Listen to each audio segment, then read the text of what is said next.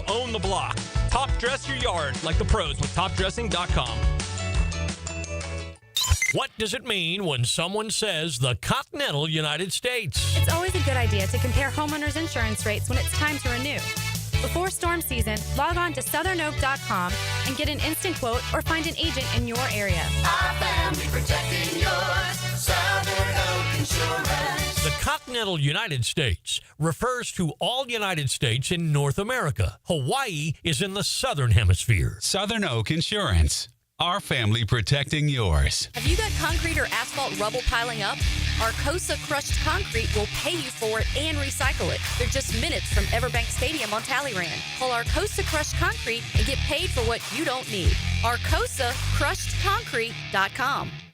I'm Max Fink with your 1010XL Southeast Orthopedic Specialist Local Sports Update brought to you by the Jacksonville Jumbo Shrimp. The Jaguars will be hosting a scrimmage in Everbank Stadium this Friday, August 1st at 7 p.m., airing right here on 1010XL, 92.5 FM, and 1010 AM. Parking lots open at 3:30 with complimentary general parking available upon registration for lots B, C, D, E, J, S, and X. Due to construction, only Gate 1 and Gate 4 will be open for entry at 4:30 with kickoff at 7 p.m. This weekend's PGA Tour event, the 3M Open from TPC Twin Cities in Minnesota, was won by Kurt Kitayama, his first tour victory since the 2023 Arnold Palmer Invitational. Kitayama fired a 11 under 60 on Saturday to tie the course record and followed it up with a 65 on Sunday to hold on to victory, winning by one stroke over Sam Stevens. It's 94 degrees at 2 o'clock. Time and temp brought to you by Bueller Air and Plumbing. Stay cooler with Bueller. 1010XL is presented by Farah & Farah, exclusive injury law firm of the Jacksonville Jaguars. Protecting you and your family. Call 396-5555. Jacksonville. Now, Lauren Brooks, Taylor Dahl, and Tom McManus. This is Helmets and Heels. Helmets and Heels on 1010XL. Practice number 5 is in the books. The Jaguars had practice number 4 out there yesterday, and then the pads went on today. And normally I'm very optimistic and positive when I talk about the Jaguars, so I'm going to start off the show, Tom and Taylor, with a slight complaint. And that is the fact that we have not been able to see Patrick McCarry in a few days, the Jaguars' highest paid offensive lineman, due to back spasms. And then today we didn't get to see running back Bashal Tootin, the rookie, with a hamstring injury. He was out today. Literally two of the things that I want to actually see when pads. Yeah, the 5 starting offensive linemen, and then Tootin when the pads go on. And so we'll get to all the positive things, but dang it, I was a little bummed about those things. Throw in Eric Armstead as well. He's not out there. I mean, he's out there. He's on practice. Both the guys in Mason Smith, Eric Armstead, McCarry, those are guys that you want to see once you start. I'm dying to see. But Mason at least is on the PUP list, so we understand right now he's got an injury that he's dealing with. Eric Armstead is not on the PUP list. He does not have an injury, and yet he's only out in certain situations. Pulling the veteran card. For 2 weeks. I feel like the first day in pads, even if you do want to give him vet rest earlier, like last week, I can understand that. But the first day in pads, come on, man. Yeah. Those guys behind them are like, okay, this is my shot to show a little bit of something. So good for them. But to your point, that's the conversations we've been having, that we want to see the most of what's been improved, what we need to see, what we feel like maybe isn't there yet. When it comes to once you see pads on, are the trenches. And when you're not out there, we can only do so much. I thought today was a little anticlimactic as far as having the pads on. They hit kind of. The safeties came up and at least thudded up, but it didn't seem like the O-line, D-line were going full speed. There was a trap play in the early team run drill where Doga tried to kick out Josh Hines-Allen. They kind of both let up. Mm-hmm. It's just kind of weird. I don't know. And if I'm grading, I think the O-line, they got a lot of good push in the run game early. I mean, Tank broke out. ETN broke out. I thought they won those battles. And then against the pass, at least one-on-ones, it looks like the same stuff. The O-tackles struggle, and our defensive ends look really good. And Robert Hainsey, now granted, it's one-on-one. It's a little not so, fair, I guess, in his advantage, but he got bull rushed every time in one-on-one. So I'm just sitting there going, man, I mean, hopefully it's only one practice. And for the record, I'm not down on anything. I just thought it was going to be more. And by the way, can we start with all right, you warm up and then boom, let's start hitting. wait 45 minutes while you do all these things and drills and stuff, and then you finally get into it. Hey, man, they're working hard. There's no doubt. I mean, they are. They're trying to get a lot of plays in. But I personally, man, I was hoping for some more thumping, and I'm hoping tomorrow that they turn it on, especially on that defensive front. I think credit the O-line because they, what did we hear all off season, including the first days of camp? Well, the D-line's kind of dominating. I mean, we heard what Josh Hines-Allen said about D-Ham. You might want to retract that statement after today. Not that it was terrible, but it wasn't dominating by any stretch. But the O-line came out. They were fired up. I thought in the run game they were very good early on. I did. I thought they got some push, and I thought the backs made good cuts, and they got it up in there, and they turned on the Jets too. You saw Etienne and Bigsby both hit that gear when they see that hole, Taylor. And it was cool to see. Yeah, I saw definitely good things from each of the running backs, and that's one of the rooms we've said is going to be fun to watch. And so I do think that is something to keep an eye on. But to your point, Tommy, I think when we were watching the offensive line today, it does feel like it was better in the run part of things than it was when they had to start throwing the ball, which the other things will come to that. And it's also a lot of new pieces still working on that's another conversation we're going to have a lot too, is the newness of all of them trying to kind of find this cohesiveness. And McCarthy's not out there either. So that is a person they're counting on being one of their starters. So you got to see a little bit different things, which again is good. We want to know what they have offensive line wise and depth pieces. I will say that audible to the bomb to Josh Cephas, that was a beautiful audible, and the throw by Trevor was perfect. It was right on that outside shoulder. Nobody else was going to have a chance to get it. And Cephas, once again, making plays. They're moving him up, getting the opportunities, and he's delivering. But that was a good audible because it was a heavy run drill audible to that, one-on-one, boom, right, nice little floater right on the outside. When you're on the sideline, you got to put it right on that outside shoulder. And it was a thing of beauty. So Cephas had a few good ones today too. Yeah, he's looked good at every single practice that I've been to. I think if you were to ask Keith Farwell, the special teams coordinator, how is Josh Cephas when it comes to special teams, it would depend on his answer. And if he says that he's good in special teams, then I think Cephas probably makes the 53-man roster at this point in time. Again, from what we've seen, to me, we've talked in the past so much about who's that fifth or sixth wide receiver that I don't want to entertain that conversation for hours upon hours because that usually that person or that player doesn't make a huge impact on the team. But yes, certainly we've seen Cephas make some really nice catches. I do think, Tom, that they focused on team run more today than I've probably ever seen at a Jaguars practice, like specifically focusing on that one thing for as long as they did. You can tell, we've talked about it all off season. What does Liam Coen want to do? Take the pressure off the quarterback and run the football. Yeah, that first team drill was all run. A couple throws, a couple play action, but it was heavy run. They're committed. You can tell. And it's good. They got to get that run game going because I know as a defender, when they start running on you and then the play action happens, that's when you're biting on run fakes and guys get open behind you and it's easy pitch and catch for the QB. But yeah, and that's, again, I commend the O-line. I thought they really came out and opened some holes and moved some guys around, and especially on that inside. The other side made plays too, but overall, I thought the O-line did a pretty good job. Yeah, I do think that we'll see, like you said, we'll see more tomorrow and maybe a little bit faster pace. I thought there was great energy today, but I am with you, Tom. It wasn't the pads popping, that cliche we love to use, right out the gate that I was kind of anticipating because Liam said, yes, we're all ready for pads, at that point in time. A couple of notes. He did say after practice, Liam Coen, that Buster Brown does have that lower left leg injury. He will miss the rest of training camp. That's a huge bummer for Buster because he was playing well and certainly, I think, a huge competitor for that outside corner spot opposite Tyson Campbell. Yeah. Wonder what he has. Yeah, I never saw him get injured, and normally I feel like that's something, if it's like a bad ankle or something, we would have seen it, but I didn't see it. You ever have compartment syndrome? You ever hear that? Like when you get a bruise on the outside of your lower leg and it just swells like crazy? Oh, no. I don't know if it's that. I mean, if it's a broken bone, I think they would say something. Yeah. Not just the lower. Maybe he had a contusion that turned into something. That could be. Man, I hope he gets better. I like the way that guy plays corner. It's good for Jarian. And he's looked good too. Jarian's looked really good out there during camp. Yeah. I mean, you talk about iron sharpening iron, and another cliche that we love to use. Brian Thomas Jr. and Travis Hunter on offense and De'Ami Brown on offense at wide receiver going up against these corners. I mean, and the corners are battling. And one guy, too, safety, Darnell Savage, I think a few weeks ago, a lot of us, myself included, weren't sure if he was going to make the 53-man roster.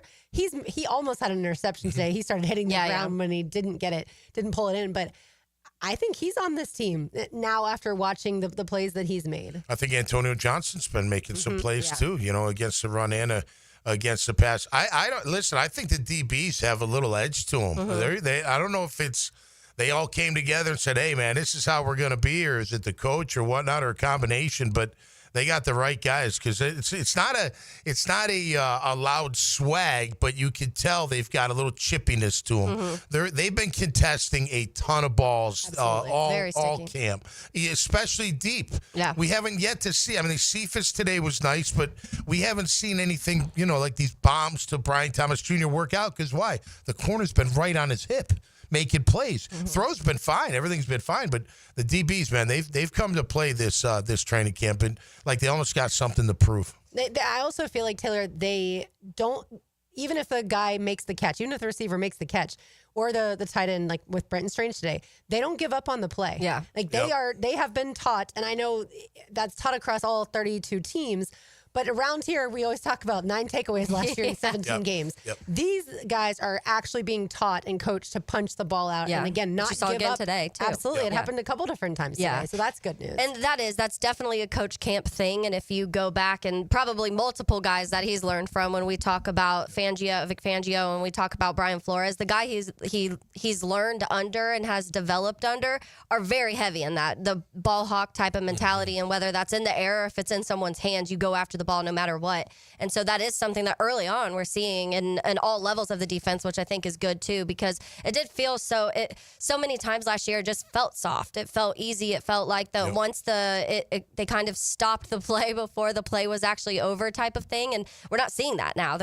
And I wanted to point too, we're talking about the energy level and we're talking about the defense. I pointed out to Lauren too, or I mentioned to you, Lauren, during camp today, the energy I'm seeing from Anton Harrison. So he heard and he took, because today there were multiple plays where I was like, man, there just feels like a little bit something extra from Anton today. Yeah, in the run game for sure. He hit a couple one-on-ones. Our DNs are really good. I mean, they're just good. I mean, watch out for Trayvon. Trayvon looks incredible right now. I mean, he really does. He's got this double karate chop move that he's doing with his hands is pretty cool, and it's working for him. And Josh too. I mean, Josh beat Walker once on the one side. I think Walker had a little tough day today, just in the pass game. Again, I think the run game they proved something, but I think both. I hate saying because it's only one practice, but I feel like okay, it's the same old tackles and it's the same interior defensive line than we've seen, at least for today. Yeah. Right. Obviously Armstead's not out there and Mason's not out there, so that would change that, that landscape tremendously in my opinion, but I don't know. That's how I kind of felt walking away today. I was hoping for a little something. And look, I do think tomorrow's going to be more chippier. I think, some guys were in uppers, some guys were in full pads tomorrow. They're all in full pads. Maybe that's the mindset, and look, they're like you said on that defense, the play's not over.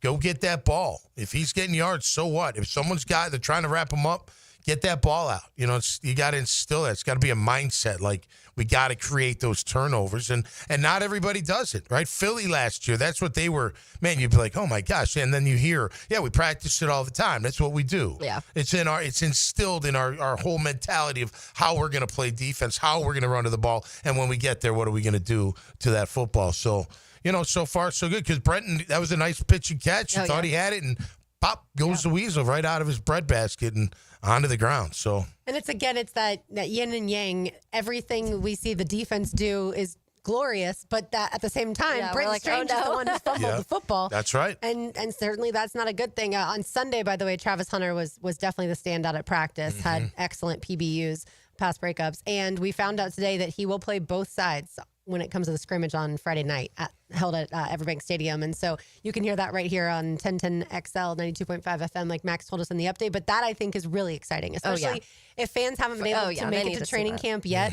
You go in that stadium and you get to see what it's going to be like on Sundays with him playing on both sides, and that's going to be fun. Which I'm not surprised if they're using that kind of like mock game mentality. You want to see how you can navigate this. And this is your first glimpse at how you can truly navigate Travis Hunter playing both sides. Yeah, he's actually whoever put out that stat, he's had more snaps on D than on O so far during camp. So that's, I know D-Rock's been tracking. Was that D-Rock? Yeah, thanks D-Rock. But yeah, listen, that's what they drafted him. That's why they moved up for him. Of course you're going to see it. They can't wait to showcase him, and I can't wait to see it too, because I know he could do it. You can tell the kid can run for days. I think the real test is when he's playing corner and he's got to tackle backs that are coming at him, and make sure that he can stay healthy. I know he can run with anybody, run forever. He's faster than most, if not almost everybody out there. And he's not small. Everyone's like, oh, he's small. I'm like, he's not small. He's a little thin, but he's not small. He's 190, I think. He's 190 pounds. It's not small per se. It is interesting that he has more snaps, because he made the comment last week, I need more time on defense. So but he's played more on defense, so that's interesting. Yeah, that is. And again, he's going to be fun to watch. And if we get this rush going, he's going to be even more fun to watch. Yeah, because then he can take more chances on that ball when it's in the air. Through 5 practices, I don't know the snap count. We could look it up again from D-Rock, but I know 3 practices he's been a wide receiver, and 2 practices he's been a defensive back. Yeah, it was like 47-37. Wasn't like a major difference, pretty close, but it was in the favor of him being on defense and taking snaps. So yeah, he had a big day Sunday. There's no doubt. He was all over the place. He certainly was. All right, Tommy's takeaways are next. You are listening to Helmets and Heels. It is a Big Chief Tire Monday. You can find them online at WeKeepJacksRollin.com. They've got 6 locations around Jacksonville now, with that new location in Mandarin. They've been around for over 60 years, and there's a reason for that. They do such a great job, whether you need tires, brakes, any sort of automotive services. Find our friends at WeKeepJacksRollin.com from Big Chief Tire. It's 1010X on 92.5 FM. Soaking in summer on the First Coast. Summertime. 1010XL. Hacker here, fresh back from vacation. It's interesting since I started my Awaken 180 journey. In the past, when I would go on vacation, it would just be a total free-for-all, right? Eat whatever's fried, this, that, or the other. But Awaken 180 not only has helped me lose over 100 pounds, it has changed my mindset on food. I eat healthier now because I know and I understand how good not having that excess weight feels. When I talk about Awaken 180 weight loss being life-changing, it is. In all different aspects, including things I order and things I even enjoy to do on vacation now. Awaken 180 has changed my life for the better thanks to all the weight it has allowed me to lose and now to keep off. If it's time for you to lose weight like it was for me, do yourself a favor and go to awaken180weightloss.com. That's awaken180weightloss.com, or call 844-346-1800. Change your life with Awaken 180 Weight Loss. Joint replacement surgery is always a tough decision, but relief from chronic pain may be just around the corner. Dr. George Barry here, and there's a lot to consider to make sure you get the proper diagnosis and best path back to the range of motion and mobility you had. Age, lifestyle, and overall health all play a part. Let the team at Barry Orthopedics give you a full analysis to help you make the best decision. Log on to BarryOrthopedics.com or call the office to make an appointment. With offices across Jacksonville and ready to help you feel good again, we'll get you back on the road to recovery at Barry Orthopedics. It's a Big Chief Tire Monday, the local Jacksonville shop for fair prices and service you can trust. Now this is how you end a summer. Under the lights, surrounded by history, the driver's last shot at the playoffs, your last chance to see regular season action. Friday night, Xfinity lights the fuse. Saturday night, the Cup Series delivers the fireworks. This is Daytona. This is everything. NASCAR weekend at Daytona International Speedway, August 22nd and 23rd. Get your tickets now at DaytonaInternationalSpeedway.com.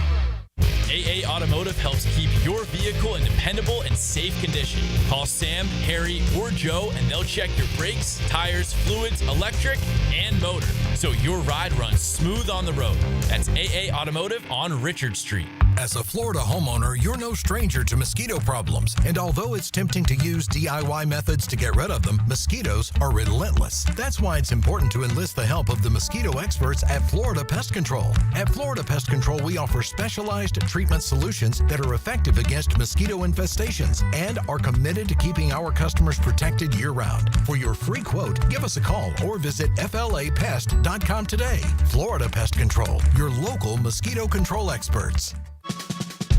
Tired of high energy bills? Well, replace those inefficient windows and patio doors now. Don't miss Renewal by Anderson's summer sale. Buy 4 windows or doors and get the 5th one free. No money down, no payments, and no interest for 18 months, but this offer expires July 31st. Renewal by Anderson, proud partner of the Florida Gators. Visit bestwindowsflorida.com to schedule your free consultation. License number CGC 1527613. Jax is more than a city, beaches, suburbs, or a destination. We're a community that takes care of each other. I'm former Jaguar Tom McManus. J-Dog Junk Removal and Hauling is dedicated to serving you with respect and integrity. We haul construction debris or property cleanouts for managers, owners, and realtors. We do it all. Call 506-1256 for your free estimate today. We're here for you. We're veteran-owned and operated. J-Dog Junk Removal and Hauling. Get closer to nature. Trying to get close to these bucks out here. Jeff Lageman, Captain Kevin Faber, and Captain Kirk Waltz. The Nimnicht Outdoor Show. Presented by Duck Rooter Plumbing, Septic, and Air Conditioning. Saturday morning, 7 to 10 on 1010XL. Florida heat hitting like a heavyweight? Time to call in the champ. KO Electric and HVAC. We knock out the heat and power up your comfort. Fast, reliable, and undefeated in home service. KOElectricJacks.com. KOElectricJacks.com. If life blindsided you tomorrow, was your family struggle? I'm Cody with Harborstone Financial, and I can help. One call could protect your family for life. 904-885-9566. Harborstone Financial. When you buy online, you really cannot tell because you're not looking at the stone. So it's impossible to buy a stone online that you could really see everything about it. You have to buy a diamond in person. That's John Lupo at Beards Diamonds, who says one big mistake is trying to buy a diamond online. Because each diamond is unique, you need to examine it for yourself. Otherwise, you can get fooled, you can get tricked, and that's not a good thing when you're spending thousands of dollars. At Beards, John's son Ben says they give each customer the ability to compare multiple diamonds in their price range. Not just on paper, but up close inside and outside. Go outside in the natural daylight. That's the best test to be able to see the exact color in the stone, see the brilliance in the stone, and the fire and the scintillation, which is very, very important. People want to know what they're spending this money on, and they also want to be protected. That's why Beards takes it a step farther with a money-back guarantee and a trade-up policy that guarantees you will always get what you paid when you upgrade. Buy with confidence at locally owned Beards Diamonds in St. John's Town Center. Celebrate National Carpet Cleaning Month with Zero Res. Hicken here. Check this out. $45 per room of carpet clean. Take 20% off your air duct services. Book online at ZeroResJacksonville.com and take advantage of the savings. Zero Res. 1010XL is presented by Farah and Farah, exclusive injury law firm of the Jacksonville Jaguars. Protecting you and your family. Call 396-5555. Jacksonville. I like my water with lemon and lime. That's because they're better combined. Kinda like us. Taylor Dawson, McManus, RJ Saunders. I'm Lauren Brooks with you on this Big Chief Tire Monday. By the way, shout out to our friend Steve Nix, Hops That Help. We talked about that last week. Yeah. They raised Taylor Dahl $28,195.96 for the Tom Coughlin J Fund, all in that one night at Southern Swells last Wednesday. So just wanted to say, yes, that's right, RJ. Round of applause for them. Good. And look, Steve worked super hard. My mom was a volunteer that night, and she and her friends worked really hard. And it is a huge turnout. Obviously, Coach Coughlin there, and yeah, we appreciate the almost just over $28,000 just in one night. It's amazing. Yeah, that's incredible. All from just an idea, right? And then just hustling and getting it done. And 10 years later, look what they're doing. Congrats, Steve, and the whole team. I know you got a team that helps you out with the J Fund, and it's just an awesome thing. Absolutely. All right, time now for Tommy's Takeaways. Now. Okay, it's go time. Tommy's Takeaways. Jacked up by J-Dog Junk Removal and Hauling. Call 506-1256 for your free estimate today. We are here for you. Veteran owned and operated. All right, that's right. Tommy's Takeaways here, brought to you by J-Dog Junk Removal and Hauling. My takeaway is, man, what an anticlimactic practice. Goodness gracious. I was so jacked up. Like, I even woke up extra early, which is early for me, and I was like, man, this should be a good one. They're going to get after it. They're going to pop. Someone's going to come up and lay the wood, and I didn't really see any of it. I don't know. It's not like they weren't trying. It wasn't like they weren't working hard. But, man, it wasn't as physical as I thought it was going to be. Now, tomorrow's a new day. They'll be in full pads. Hopefully it does change. I do think the O-line looked decent. But overall, man, I was hoping for some banging. I didn't hear one. Ooh. Did you, ladies? No, you didn't, because no pads were popping that hard for the crowd to go, ooh, that was a big hit. So hopefully we see some of that tomorrow. The only oohs I heard were, and I was watching O-line, D-line go at it, but when you had the fans be able to see Trevor and the quarterbacks throwing to the wide receivers that were being covered by DBs, that was the only time you heard some oohs and ahs. That's easier to see when you don't have pads on, is the catches, obviously. So that's an easy one. But yeah, I think more thuds, less fans. Is that your thought, Tommy? We had some breezy shade for the guys, though. Oh yeah, the fans came out for the line. Big Circe is like, hey, T-Mac, remember when Coach Coughlin used to let us sit underneath tents and have the fans blowing on us because we were too hot? I'm like, what? He goes, look behind me. I was like, oh my gosh, you got to be kidding me. And they were enjoying it. I think they were getting mitts put on them too, but nonetheless, hey, you got to keep them, obviously, it's a battle to keep them hydrated and cool. But y'all didn't have that experience whatsoever. Yeah. First of all, in the shade, it wasn't bad. In the sun, it was ridiculous. It was so different in the shade. Yeah, and when people say that to me, like, it's so hot and humid out, I'm like, it is. But again, we're just standing there. We're not sprinting. Right. We're not hitting. They're not hitting as hard as Tom would like, obviously, but they're working hard in that sun for a couple hours, and I haven't seen anyone struggle with the heat yet, which has surprised me. Yeah. Well, listen, as we all know, we've lived here a long time, that sun, along with humidity, but it's the sun that really, I always felt like the sun gets you.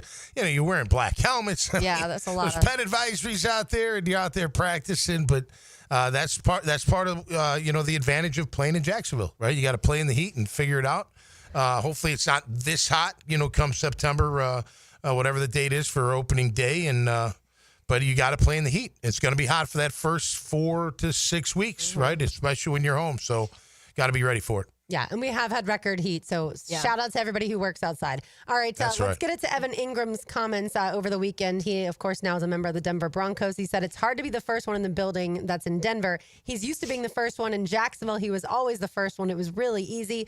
And in Denver, it's much more difficult to be the first one in the building. Tom, you're obviously a former player, so I'll let you run with that. Was he actually knocking the culture here in Jacksonville, like some people have perceived it, or how did you take it? No, I mean, I had no problem with it, and I agree with him. And he was out there early before everybody else. He'd be working on with those tennis balls and working on his hand-eye coordination and, coach throwing things at him and him trying to catch it, and he'd be out there way before anybody else. And what he's saying is, not a lot of guys put that extra in. And I've been saying that, but you can tell. You can tell by the record. You can tell by the mistakes over and over again. So I'm not surprised. I don't have a problem with it. And if I'm a player, I might take an extra shot at him while we play him. But as me, a former player and working here and doing what we do, I had no problem with it whatsoever. And I agreed with them. It's all the player. And I know a lot of people out there can do, it's the coach. It's not the coach. It's the players. It's players. They're grown men. They're professional football players, and they decide what kind of product they want to put out on that field. And sometimes it takes extra work for some guys. Sometimes it doesn't take for others. But overall, man, there wasn't enough guys that cared. I think Evan Engram cared. And by the way, all you taking shots at him, just remember who the first one in was after Trevor got knocked his you-know-what out. It was Engram. Yeah. He was the dog that went after everybody. So don't forget what kind of player he was for this team. And he was the only guy that you could count on when he was out there. I shouldn't say the only guy. One of the few that you could count on.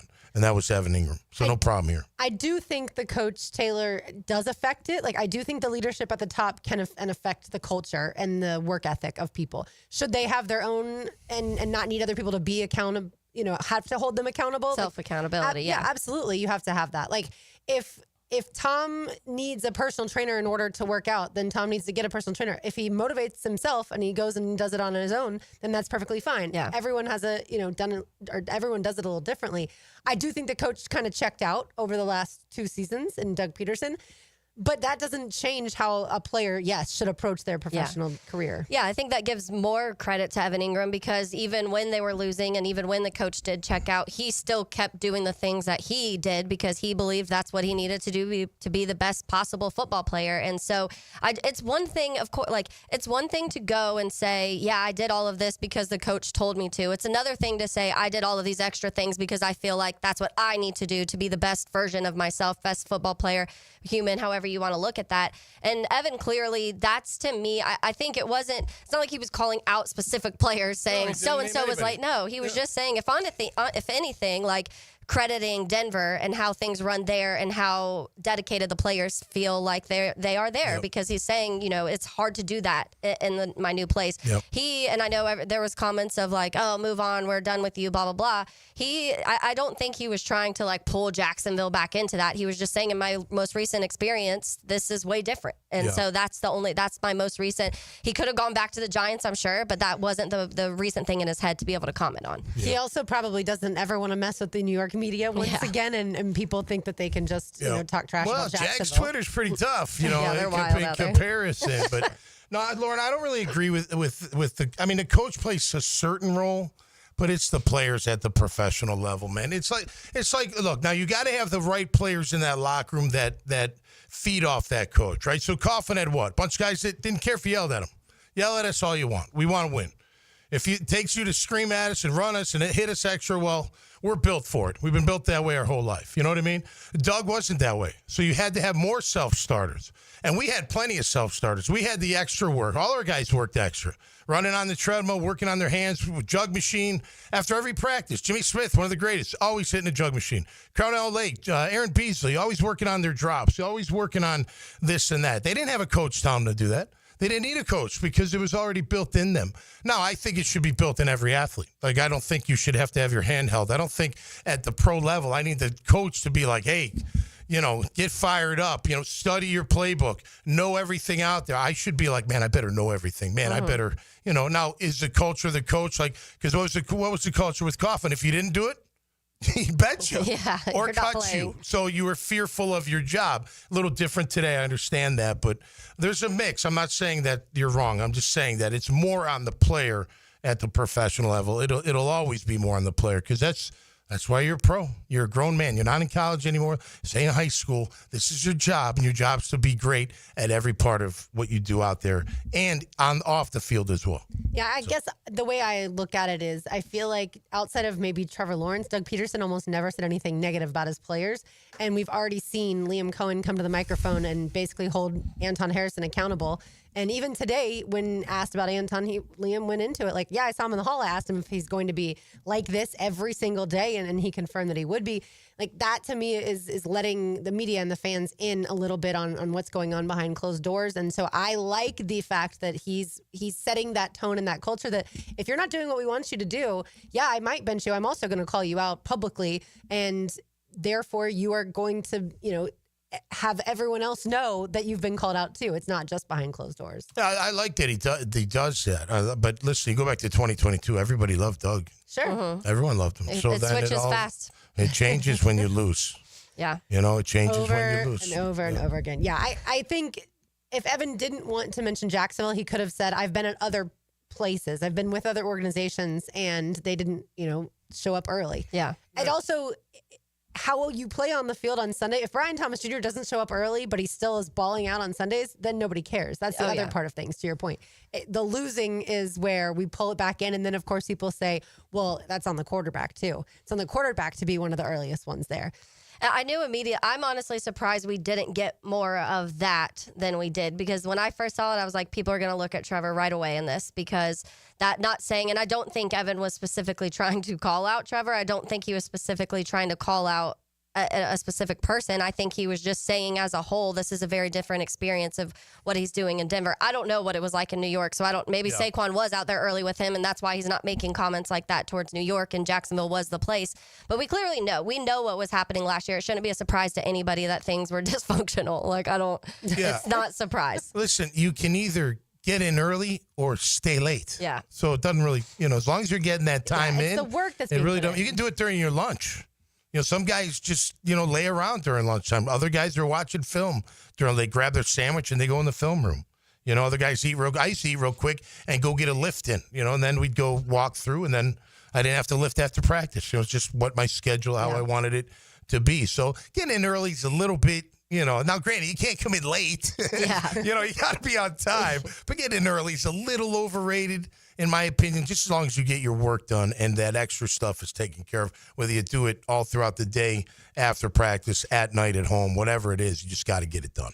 Absolutely. All right. On the other side, we'll let you hear a little bit from Liam Coen, who did meet with media after practice, as well as center Robert Hainsey. You are listening to Helmets and Heels on a Big Chief Tire Monday. 6 locations around town. Find them online at WeKeepJacksRollin.com. It's 1010XL 92.5 FM. This is 1010XL. Hell, you could say that 10,000 times and it still wouldn't be enough. It fires me up, man. I love it. Say it one more time. This is 1010XL. 60 days from now, you'll be one of these two guys. The first guy, sluggish, foggy, and feeling like he just can't keep up like he used to. The second guy, driven, strong, and confident. Why? Male Excel's breakthrough microdosing protocol, a daily low-dose testosterone. You don't have to be the first guy anymore. Be the second guy. Take the same steps he took. Try MaleExcel.com. 100,000 men chose wisely. Your move. Big Chief Tire Monday on Helmets and Heels. I'm Chris Campione.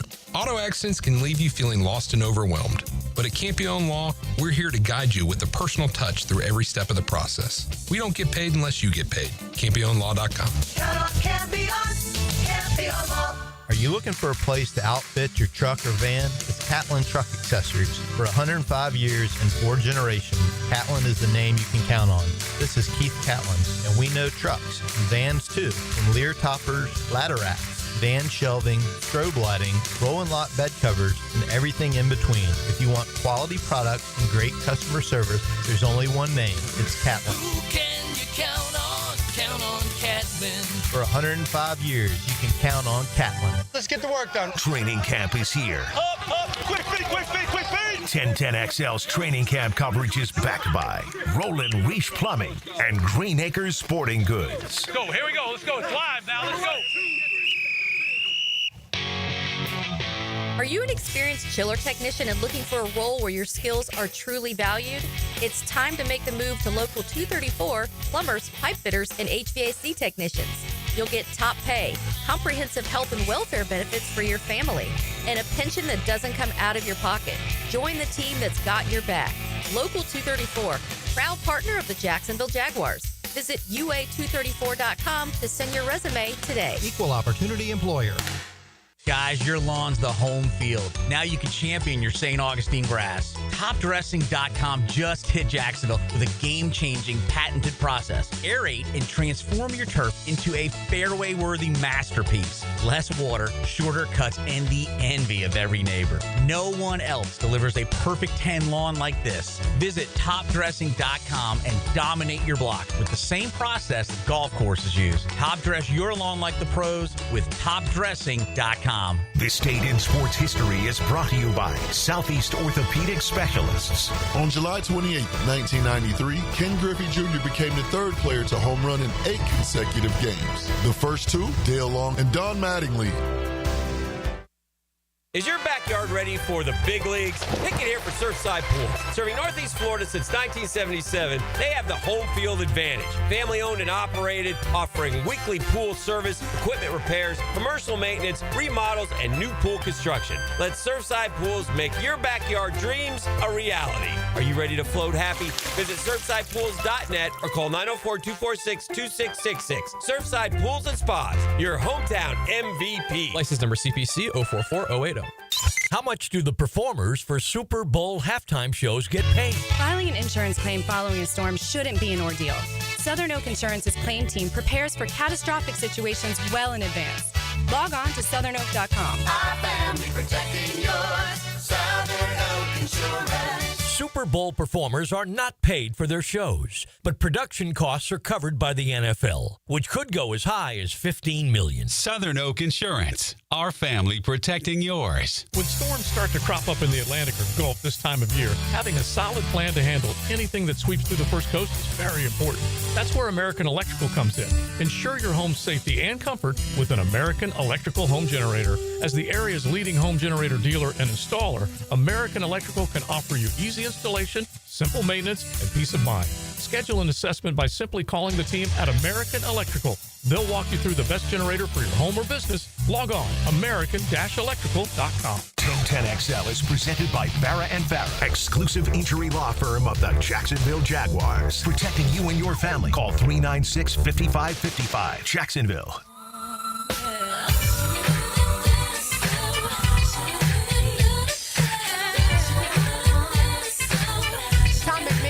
RJ Saunders. I'm Lauren Brooks with you, jamming out with some Mariah Carey on this Monday afternoon. Always a big Chief Tire Monday. You can find them online at WeKeepJacksRollin.com. They have thousands of 5-star reviews, and they will do such a good job for you and your vehicles. 6 locations around town. All right, so as practice has gone on, we've now seen 5 practices for the Jacksonville Jaguars. Tom Taylor, it feels like Trevor Lawrence has had some good days and Trevor Lawrence has had some not as good days. I do think that goes back to our conversation about how good the secondary has been to this point, which has been a really pleasant surprise. But I want to get y'all's assessment so far. Taylor, I'll start with you, of Trevor Lawrence through these first 5. Yeah, I mean, I think that's a good way to put it. I will say for the most part that I have seen in these 5, there hasn't been for me any moment where I was like, wow, that was really good. There's been moments where I was like, okay, that was a decent throw. That was a good, good eyes there. There was a couple moments where I've seen him kind of do some things that we've been asking. I know some of this when we've talked about the mechanics, the mechanical changes of things, we are seeing the ball come out faster. I've noticed that since, Tommy, you did your instruction to us. You showed us last week. I was paying attention to that a lot today. Yeah. And it feels a lot quicker that it's coming out, which that's definitely a positive. And that's something that we've talked about a lot. He's at his best when he can do that. So that is good. I think we are seeing some things. I've seen him throw some guys open that maybe in the last couple years, that's what we wanted to see a little bit more out of, where I'm seeing him go to running backs when it comes to like the pass catching side of things. That's something I've said I wanted to see more of. I think if you have the running backs that can do that, you need to involve them in that. Some of that is Liam Coen scheme and everything like that. But I do think that for the most part, for me, if I were giving it a grade, I would probably give it like a B. I would give him a B, just because there hasn't been anything to me where I'm going home and I'm like, man, Trevor looked fantastic today. It's just been more so, yeah, there were some good moments, and then there were some not so good moments. And by the way, to the footwork point, Liam talked after practice today about that, Trevor's footwork, and he said, yeah, a couple times his feet have been wrong, and that's something that's normal because he's changed it, and they'll continue to focus on that. Yeah, I thought his best throw was today to Cephas. And not just because of the throw. I think that was like the only super deep pass we've seen. Yeah, that really connected. Yeah. And first of all, he audibled, so no one really knew what he was going to do. And it was a heavy run drill, but that doesn't matter, right? You still got to play. And the DB was in good coverage. He was right on his back hip. But Trevor threw a thing of beauty, man. He put it. I was at a great angle. I always I know we all stand on the side, but and a lot of us do. We try to get that angle, that 45-degree angle, where you're actually looking down a little bit so you can see the line. Mm-hmm. You can see things better. And, man, I was right in line with that. It was a thing of beauty. Saturday, he was his worst bad day. It wasn't like bad, but if you had to pick a bad day, I thought Saturday. Friday, probably. Sorry, Friday. They were off Saturday, right? Friday. It was glorious being off on Saturday. That's how I can remember. Friday, he threw the pick to Moom. I know there was some contention at the line. It was just a bad decision. Yeah. Even if it was tipped, he shouldn't have gone there. It just, I don't know what was going on there. But I think overall in 5 days, I think he's been 85 out of 100. Yeah. And I'm not going to curve it. I'm going to keep it at an 85. But it's good. It's been okay. Like it's been, it's better. It's been good. It has. I want because okay sounds more like 50. No, it's It's been good. And Taylor's right. Now, part of it is the DBs have been outstanding. I mean, they've just been outstanding. They've and the been receivers have had some drops. Yeah. Like surprising guys that I wouldn't have expected Brian Thomas Jr. to have drops. Yeah, I think Deion had one, but yeah. Yeah, there's been drops. There's also been the majority of contested catch situations have gone to the DBs, not to the wide receivers, which that's obviously not so much on Trevor, but that's something that we need to start paying attention to wide receiver-wise. Now, Friday when they worked in the red zone, he was pretty good. He actually, and maybe not on the first, I know a couple of times, first read wasn't there. He rolled to his right, tight end. He led the tight end. You know what I mean? Easy touchdown. He had that one to Parker Washington right in front of him. That was good. Yeah. Parker dropped one today, but he's had some really good days. Yeah. Etienne, I think Etienne there was a good one to Etienne on the right side, too, in the red zone. Yeah.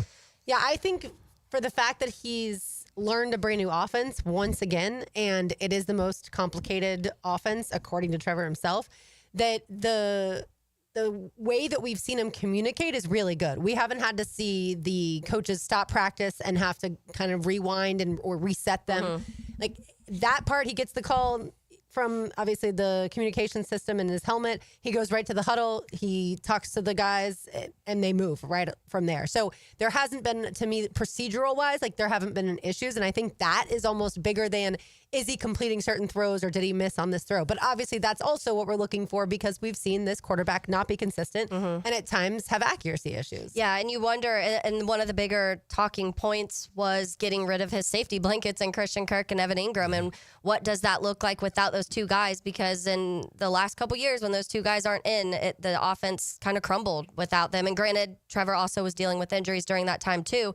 But it still felt like the moment they weren't a part of what the offense was doing, it looked a little lost in a lot of areas. And so now you have to do it without those two guys. You have to find your new guy. And so there's a lot of that. And I think a lot of us want to see that. We want to see who that next big connection with Trevor is going to be. And obviously you want Brian Thomas Jr. to be that guy. But Trevor does kind of doesn't go straight to that all the time. You can tell just right now, Cephas has been kind of his guy so far during camp. And all the quarterbacks, I feel like, have liked to go to him. But I do think that's something to keep an eye on too. Yeah, and listen, we got to keep in mind this is what training camp's for. To get that chemistry, to get everything down, to get that timing, get that rhythm, get that ball placement, get the completion percentage up. So I think so far so good. I mean, I really can't. The ball hasn't been on the ground other than when the DB's batting it down. It's not like he's missing throws. Like he has in the past. He would do that in practice. The backside safety has not come anywhere near the football, so that's a good thing. I know that happened to Mullins. Antonio Johnson stepped in front of one. He didn't see him on the backside. Savage almost got one today. Yeah, Savage almost got one. Was that with Trevor? I didn't see. Was it? Well, then I take that. No, I didn't see the play. I'd have to go back and look at it. But yeah, no, I think it's been good. And again, it's going to come down to him getting everything together, and I think he's getting there. I think Liam says that, and then that O-line. And O-line, we'll see. I mean, I'm not. It's not like you're like, wow, they get off the bus. What was it? Get off the bus. They're not that impressive off the bus. They're big guys, but it's not like they're massive human beings. Yeah. A couple of them are, but I don't know. We'll see. I thought again. I'm giving them credit for what they did in the run game. I am concerned Anton and Walker both got beat. Now, granted, it's against, two of the really good players in the National Football League, and Josh Hines-Allen and Trayvon, and they look spectacular. They really do. Trayvon looks just incredible. I mean, the way he's making moves, you can tell he's not even thinking. It's becoming more natural to him. You know what I mean? It's like, He's gonna be tough. He's gonna be tough. So, hopefully they get shored up and keep going. It's one practice. I'm not gonna get too concerned about it. I would have liked a little bit more popping. That would have made me happier. Daniel Thomas came up with a nice thud. Antonio Johnson came up with a nice thud. So I got to give those two guys credit for coming up. Tyson made a pretty physical play on the one on the near our sideline. So good. It was okay for day one. Well, let's see how Liam felt about it. Was he pleased with the first day in pads? I thought that the offense came out and kind of set the tone a little bit offensively in the run game throughout the course of the day. Now, there were still some good plays here and there on both sides, but I was pleased to see physicality, but taking care of one another. Like, it didn't get sloppy or stupid.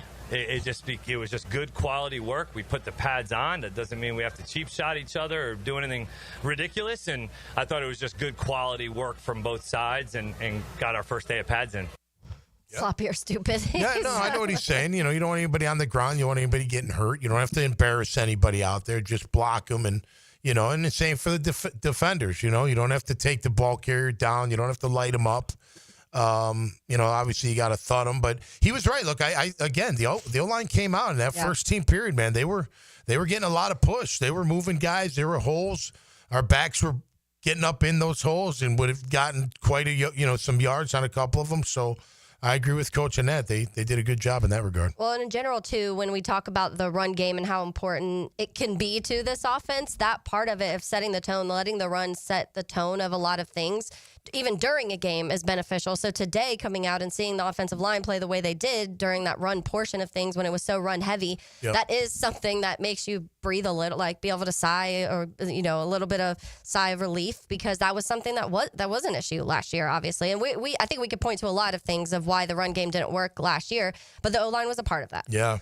I will tell you, I can see why they like Chuma Edoga. He can play multiple positions. Mm-hmm. He's pretty good at both, too. We've seen him at tackle. We've seen him at guard. He's a pretty good player, man. Yeah, it's interesting. You've got Chuma Edoga, who started practicing at tackle for the Jaguars and then today practiced at guard. Mm-hmm. And then you've got a guy like Javon Foster or a guy like Wyatt Milam, who played tackle in college almost exclusively, and then now have been moved inside to guard too. So, yes, they certainly love that versatility. And I do think that with Patrick McCurry out for a little while, Edoga has done a fairly good job there. Yeah, he has. And I tell you who's also playing with a chip is Ezra. Mm-hmm. He's not giving up that spot. I know everyone's like, no, why? He's going to take it over. He's like, I don't think so. Yeah. He's coming. He's getting after it. I thought he was playing physical towards the end of the year last year, so I'm not surprised by that. But hopefully McCurry can get out there and be healthy and give us an idea of what the O-line's going to look like. That would be helpful to especially gel, too, as the offensive line and become a cohesive unit. We mentioned Darnell Savage almost had an interception today and has had an interception earlier in training camp. Liam Coen was asked about him. Yeah, he's athletic, man. He's got range. He's got athleticism. He can run around. He's been really good in the meeting rooms with some of the communication. It's just a matter of, it's really hard to evaluate safeties, especially in this setting, because, ultimately, are they going to come down, fill, and make tackles? They are truly called safeties for a reason. They're the last line of defense. So when a ball does break out to the second and third levels, are we able to take the proper angles, use the proper leverage, and go actually get the guy on the ground? So that's the hard thing to evaluate out here, but I've been pleased with him so far. Yeah, and listen, I think the secondary is the star of the show right now.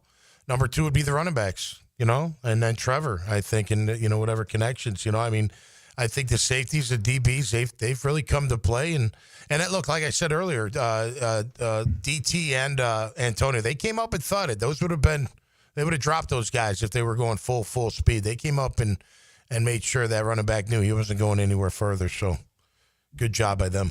Yeah, it will. I'm obviously very interested in the safety group in general, but that's a good point to Liam. We've talked so much about the trenches and the offensive line not having the pads on, obviously, previous to today, and how different it could look once they get on. Same for the safety and the DBs in general. Once those pads go on and they can make those full tackles, because we're able to see right now, like I mentioned, those contested catches, those 50-50 balls, they're winning those right now. If you can also win when it comes to the hitting and tackling, which was a problem last year, then that's a big improvement. Yeah. Right. I mentioned Travis Hunter had a great day on Sunday. It's also, you have to keep in mind, he knows the playbook. So, he can be a step ahead. He's jumping routes. Yeah, of course. he understands, what those receivers are doing. All right. Tom has mentioned this a couple of times, and that would be the left and right tackle for the Jacksonville Jaguars facing the defensive ends that are just monstrous in practice. I mean, those guys obviously can go, right? They can go, and anytime you have good on good, we're trying to create an edge and sharpen our edge, and that's going to do that for us every single day. And then, hey, you get to move those guys down when Trayvon goes down inside at a 4-eye or at a 3 technique. Now he's rushing on the guard, and those guys are getting the work. But it's really important for us to continue that. We're going to see a lot of good pass rushers in this league, as we know, and for us to be able to, win more than not. That's the goal, when you're playing that position. Yeah, I don't envy Walker Little and Anton Harrison's role as far as going up against Trayvon and Josh. Yeah, but you got to. I mean, in your division alone, you have Will Anderson and Danielle Hunter. That is the team that's rivaling you for that top spot in most people's eyes. So I guess good you have those two guys to go up against, because at least you get to kind of see and you get the test to what's coming when you're actually facing some of these guys who like these two. And that's the Texans. But the Colts have a pretty good line, too, when they're healthy. So we'll see. Yeah, Walker, listen, I think they both got to step it up. But Walker, he one-on-one and in team, he would have given up a couple hits to the QB. There's no doubt. Those guys are good, but so what? You got to be just as good. You got to at least make it a standstill, right? They may beat you once, you beat them the next time. You know what I mean? If not more so. So, again, first day, you're still probably figuring out tempo, between each other. Tomorrow, I bet you tomorrow's a little bit more feistier. Everybody's in full pads. They'll know exactly what to expect. Hopefully they get to hitting earlier, Coach. That'd be great. Don't if you don't let mind. us down. Whatever you do, don't let Tom If you don't mind, give them 3 periods to warm up, and then let's just start hitting. Whatever it is, that will be good. All right, Taylor Dahl has a tangent on the other side, and more to come from Liam Coen and Senator Robert Hainsey. You are listening to Helmets and Heels on 1010XL 92.5 FM. 1010XL takes you behind the microphone. I can't believe I put up with you for so many years. Dan Hicken and Jeff Prosser. You know what? I don't need you. Nobody comes to see you anyway. Mornings on 1010XL. Big number 1 Duval Ford is trusted by Duval families, Duval businesses, and law enforcement across Florida. We're Jacksonville's largest Ford dealer by new Ford sales, with the biggest service facility to keep everything in your driveway and in your fleet on the road. Shop Big number 1 Duval Ford on Cassett Avenue for our low prices and nationally recognized service-first experience. Big number 1 Duval Ford, proudly serving North Florida since 1916. David Garrard here. I've had the PRP treatment from Southeast Orthopedic Specialists, and my knees are really doing well. Platelet-rich plasma treatment may be the answer for whatever is hurting you. Southeast Orthopedic Specialists. My son had a meniscus surgery a couple years ago. Went smooth as silk. Dr. Kevin Murphy did it. Was playing tennis in 2 weeks. This is Patrick Malarkey, and I highly recommend Southeast Orthopedic Specialists. It's a Helmets and Heels Big Chief Tire Monday. It's tune-up time, and Florida Home AC, the official AC partner of the Jaguars, wants to partner with you for a cool summer season. Tune up your AC unit right now so it's running at peak performance when you need it most. Just call 777-4300 and order a tune-up for just $59. Keep your unit humming at optimal level. Log on to FloridaHomeAC.com and take advantage of their savings. Keep cool with Florida Home AC. That's 777-4300. Summertime is busy with graduation parties, summer barbecues, festivities, family gatherings. The month of July, National Carpet Cleaning Month. So Zero Res is offering $45 per room of carpet clean and 20% off air duct cleaning services as well. Schedule your appointment at ZeroResJacksonville.com or call them 287-5727 and ask for the 1010XL special. Zero Res, spelled backwards or forwards, it spells the same. Zero Res.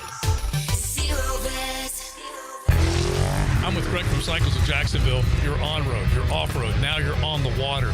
Greg, tell everybody what Coach and Honda is offering in the form of boats. We've got the Honda boat, which is a great runabout fisherman. We've got the Coach boats. They're fantastic for getting out with a family. Nice lay-down beds, all with that legendary Honda motor on them. Check them all out. They're waiting for you. You can see how you can be on the water with Honda or with Coach pontoon boats. Cycles of Jacksonville on Atlantic near Regency. 1010XL is the home of Gator Nation and the Gator Bites podcast presented by Southeast Orthopedic Specialists. I'm Hacker, and we keep you connected with the University of Florida all year long. Get Gator Bites where you find podcasts. Say goodbye to glasses and contacts with customized vision treatments at Bowden Associates. Hey, Hicken here. Dr. Bowden and his expert team bring you all the latest options like Evo implantable Coliber lenses, refractive lens exchange, or traditional LASIK. Tailored just for you. Imagine waking up to clear vision. No hassle, no fuss. You ready to see the difference? Call now or visit Bowdeneye.com for a free screening. Bowden Associates, keeping the first coast focused. Instant Keys. You don't have to go to the dealer. Instant Keys comes to you. Instant Keys saves the day if you have lost or broken keys. They can program new keys and remotes for nearly every make and model of vehicle at a fraction of the dealership cost. Fast, honest, and reliable locksmith service. Call 722-1111. Instant Keys. Instant Keys. You don't have to go to the dealer. Instant Keys comes to you. The flagship station of the Jaguars. WJXL AM Jacksonville Beach. WJXL FM Jacksonville Beach. Are your kids ready to play this summer?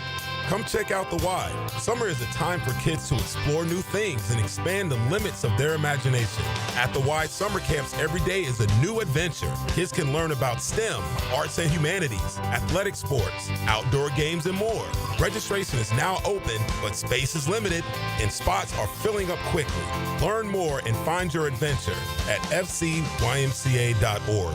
Search Summer Day Camp. I'm Brendan with Checkmate Coatings. Pool decks, driveways, garages, patios, we coat them all to make your neighbors jealous. Checkmate Coatings. Your floor's missing piece. Interested in a unique date night? Gibby here. I took my wife Nikki to Wick a Candle Bar. She made her own custom candle right there in the store. Shop local at Wick a Candle Bar. Locations in San Marco and Jacks Beach. Have you got concrete or asphalt rubble piling up?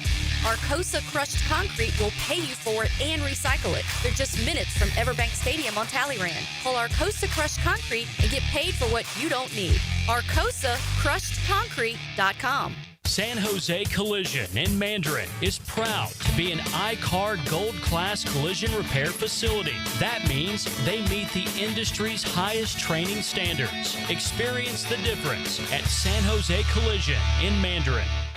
Hi, I'm Mac with Baker Glass. If you've got fogged up windows, let me help. We'll replace them with clear, insulated units that brighten up your home. People say we're fast, friendly, and reliable. Just check out our Google reviews. Call me today. Baker Glass. No one treats you better. I'm Max Fink with your 1010XL Southeast Orthopedic Specialist local sports update brought to you by Duck Rooter Plumbing, Septic, and Air Conditioning. First-year offensive coordinator Grant Udinski is getting into the swing of things in his new role with his new squad. As an offensive coach, he wants to see his side of the ball outperform the defense, so he explained what it feels like at practice when he sees Travis Hunter make a play on the other side of the ball. That is the ultimate bittersweet because it is miserable seeing him make plays on the ball during practice, but it's a team game, so it is exciting in the end to see him make plays. And you see the ball skills that show up on defense, same thing translates to offense, so it's exciting to see him flourish. Earlier at practice, head coach Liam Coen announced that cornerback Buster Brown will be sidelined for the remainder of training camp due to a left leg injury, with no other details about the injury at this time. It's 94 degrees at 2:59. Time and Temp brought to you by Bueller Air and Plumbing. Stay cooler with Bueller. 1010XL is presented by Farrah & Farrah, exclusive injury law firm of the Jacksonville Jaguars. Protecting you and your family. Call 396-5555. Jacksonville.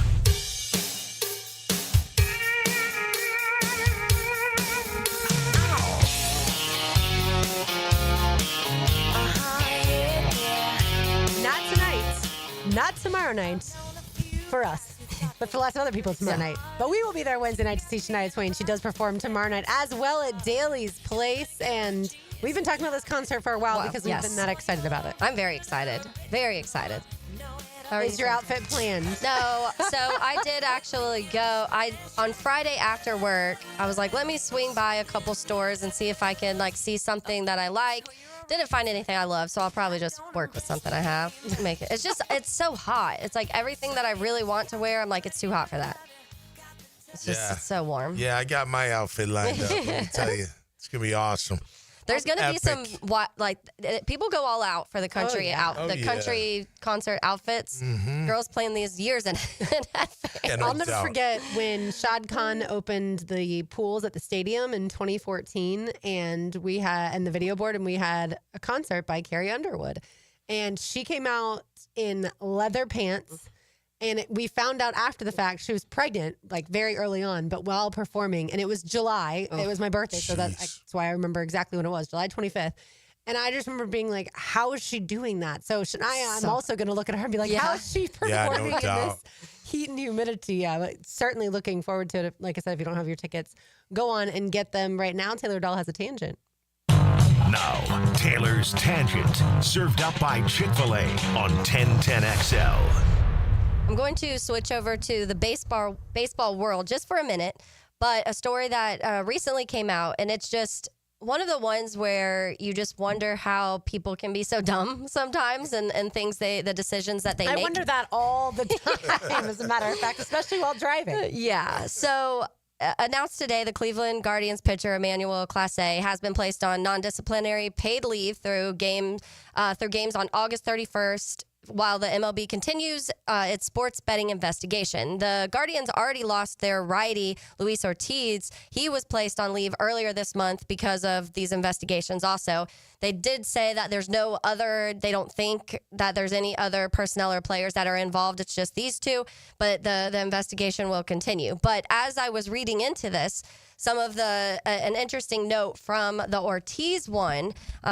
He was, like I said, earlier this month, he was put on leave. And so one of the notes from that of why he ended up getting placed on leave is Ortiz was placed on the non-disciplinary paid leave on July 3rd after two individual pitches of his from June were reportedly flagged by a betting integrity company based on an unusual betting action on them. So I started pretty much... That means that he is having somebody bet on his pitches. So you can, if you go on certain betting apps, they'll have specific pitches you can bet on. So the fifth pitch of this game is going to be a hit. And if that is true, like the odds are pretty high and you can make a good amount of quick money from just doing that. So this is obviously they're investigating, but it's looking like he has somebody, whether it's a family member or a friend or multiple, going and betting for him of what type of pitch it may be, or if it's going to be a hit, or if it's going to be a walk. And so now two of them on the same team have now been on paid leave investigating this thing. But I do think that, number one, how dumb do you have to be? Because that's one of the biggest no-nos in sports is betting on sports in general, but especially something that you are in. Like you are physically in this part of the game. And we know we've heard other stories of ones that are betting on basketball, but it happened in facilities, so they get suspended for that. You're betting on your own pitches in this certain scenario. So dumb anyways, but also the bet, you know how intense, like we know the bookies are like the sport bets books and all of those.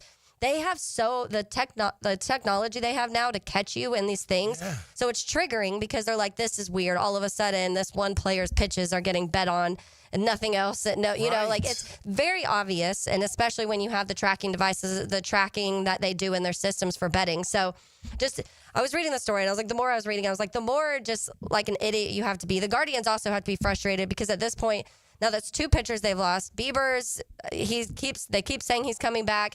Hasn't happened yet. It keeps getting pushed farther and farther back. The Guardians are just on the outside of the wild card game, and to make the wild card.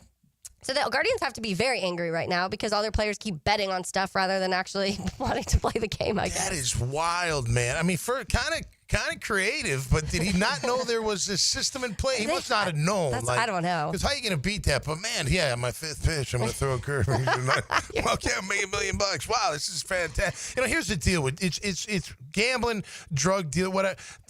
They always catch you. They always catch you. Tequila Sunrise is not real. Remember that movie with Mel Gibson, his drug dealer? He gets to go off in the sunset with all his drugs and money, and everything's good. Never goes to prison. Everything's cool. Point Break. You ride the last wave. That doesn't happen. It's just they always get caught. It's amazing to me. Athletes, especially, would bet on their own. You're gonna get caught, especially today. Yeah. You get caught with everything today. Remember when they used to say, hey, you get away with murder? Because you used to be able to get away with murder. Could do it, yeah. Because there was no cameras everywhere. They could just They never find, especially before DNA, you could easily get away with murder back then. But yeah, I just don't understand how they wouldn't. No, you would think, especially with how big sports betting has become and with how in-depth it all is when it comes to all of the different apps and what they can and different states they can be in. It's all very intricate in what it is. They have to have someone talking to these players when they're coming into the league. Hey, you will get caught. Like, you're not going to get away with this anymore because this is all of the things that they're tracking, every single bet that has to do with you. And if something suspicious starts to happen, it's coming back to you. Yeah. Boston College had a couple betting issues throughout time. Hockey had one when I was there. Those guys were in big-time debt. They were scared to death. They thought their lives were on the line. I'm like, what are you doing? Like, what are you guys, why are you getting involved? They were like, seriously. And then the basketball, Henry Hill, you know, the Goodfellas, he was betting on BC games, and they had a guy shaving points and doing – it's just wild. I never even thought about it. You know what I mean? Like, it never – I don't even – I mean, I play the little, the Hard Rock Bet now because it's just easy and fun. But, man, I just never got into gambling like that. I never had that, especially playing. You know what I mean? Like, that's just it's why they kept gambling separate from sports for the longest time. Yeah, And right. It wasn't until within the last 10 years or so that the leagues started to say, okay, there is so much money available to us if we'll partner with these gambling sites, and it's worth it, even if we end up having a few different players, their career pretty much, be ruined because they're willing to risk their entire career gambling-wise. It's interesting because he was going to probably be on the trade market for the Guardians, and now obviously everyone's like, never mind. Now he can't be But it was traded. already tricky because I think I was reading about that too. His contract was because I want to say maybe it was just there's still several years left on his contract or something. So whoever took it was going to have to take over that, and it was kind of some weird stuff going on anyways. But now this is definitely sorry. Yeah. You're not going to a different team now. It was Tommy back in Players Championship. We were talking about the betting side of golf, and we were having a conversation because we were talking about the difficulties of it in sports in general. There's always the kind of back and forths of why they do and don't want to have the betting involved in what they do. But the golf one is very interesting because they were talking about how worried they are to have hecklers affecting golfers.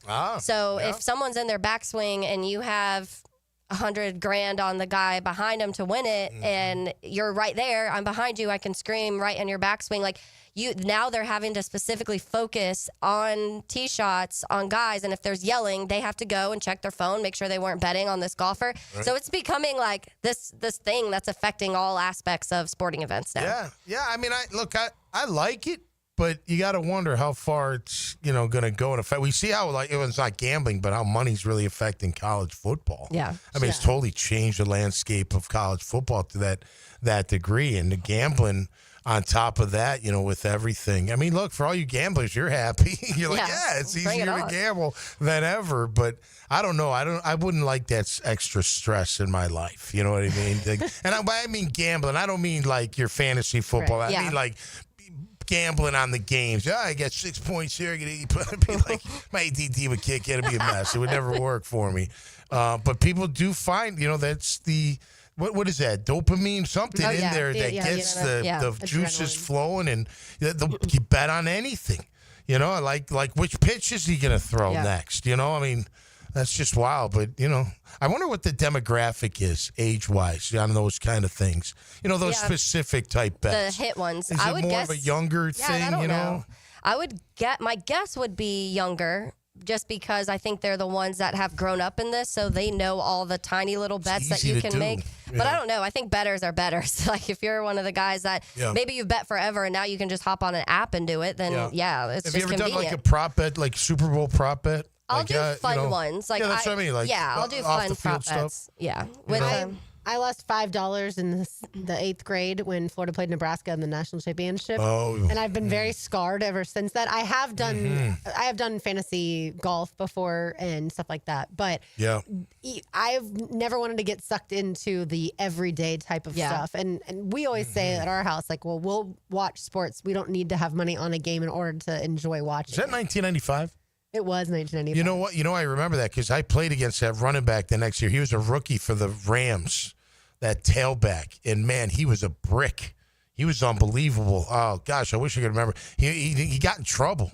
I think he went to jail or something after his rookie year. He was a top pick, really good runner. I met him in the hole once. I was like, oh my gosh, I felt like my whole body just broke inside. It was crazy.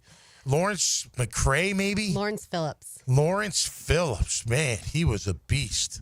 Anyway, I don't know how I remember. I remember in Nebraska beating up on Florida that year, but yeah, it was. Lauren remembers. Yeah, it was the worst, the most lopsided loss in the national championship until a few years ago. We had Georgia TCU, and at least We won it the next year though, '96, right? Yes, Florida beat Florida State in the rematch that's right. and won it. Yeah, 52-20. I was at the grocery store recently, and my bill was 52-20, and I said to the cashier like, that was a good game, 52-20, when Florida beat Florida State in the national championship in 1996. And the guy had the look on his face like, what is this woman talking about?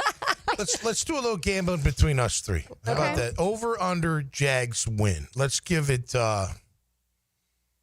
I think 8.5 is the number out in Vegas. Did you hear that? I thought I heard that from somebody, like the win. Every time I give Lauren a question, she's like, I can find it out. Exactly. I thought it wasn't that I thought it was 8.5, or I thought it was 8.5.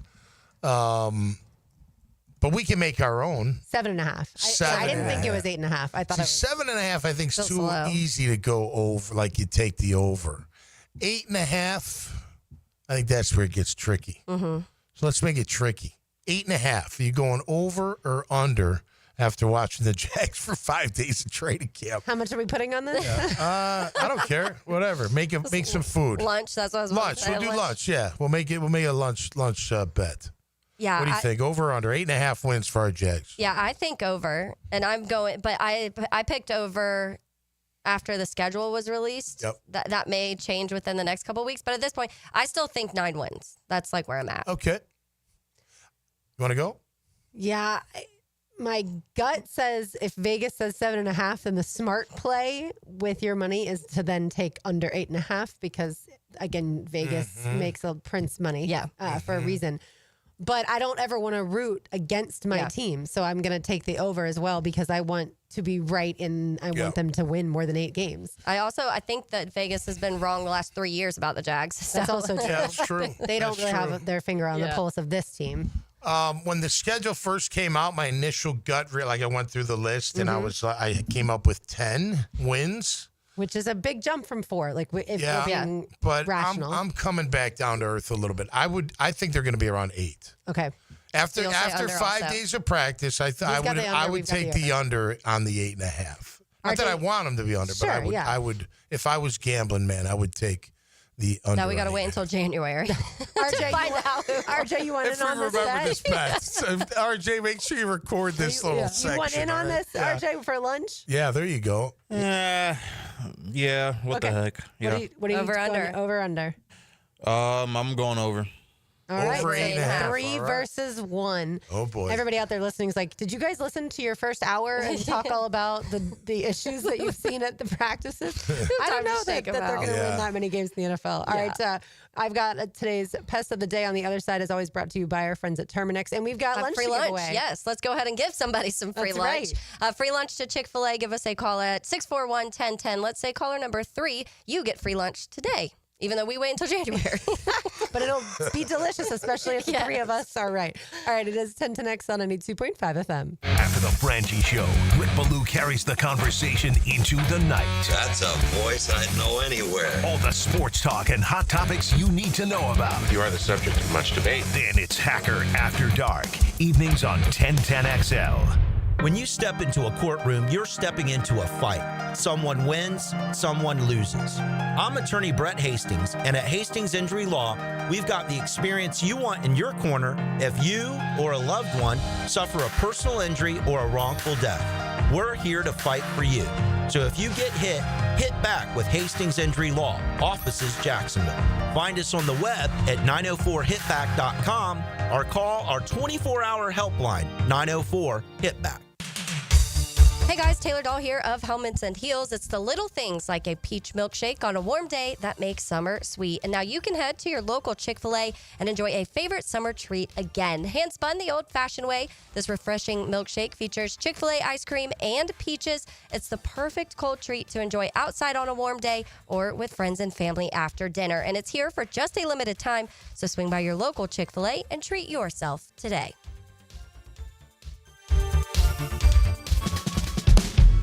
high energy bills? Well, replace those inefficient windows and patio doors now. Don't miss Renewal by Anderson's summer sale. Buy 4 windows or doors and get the 5th one free.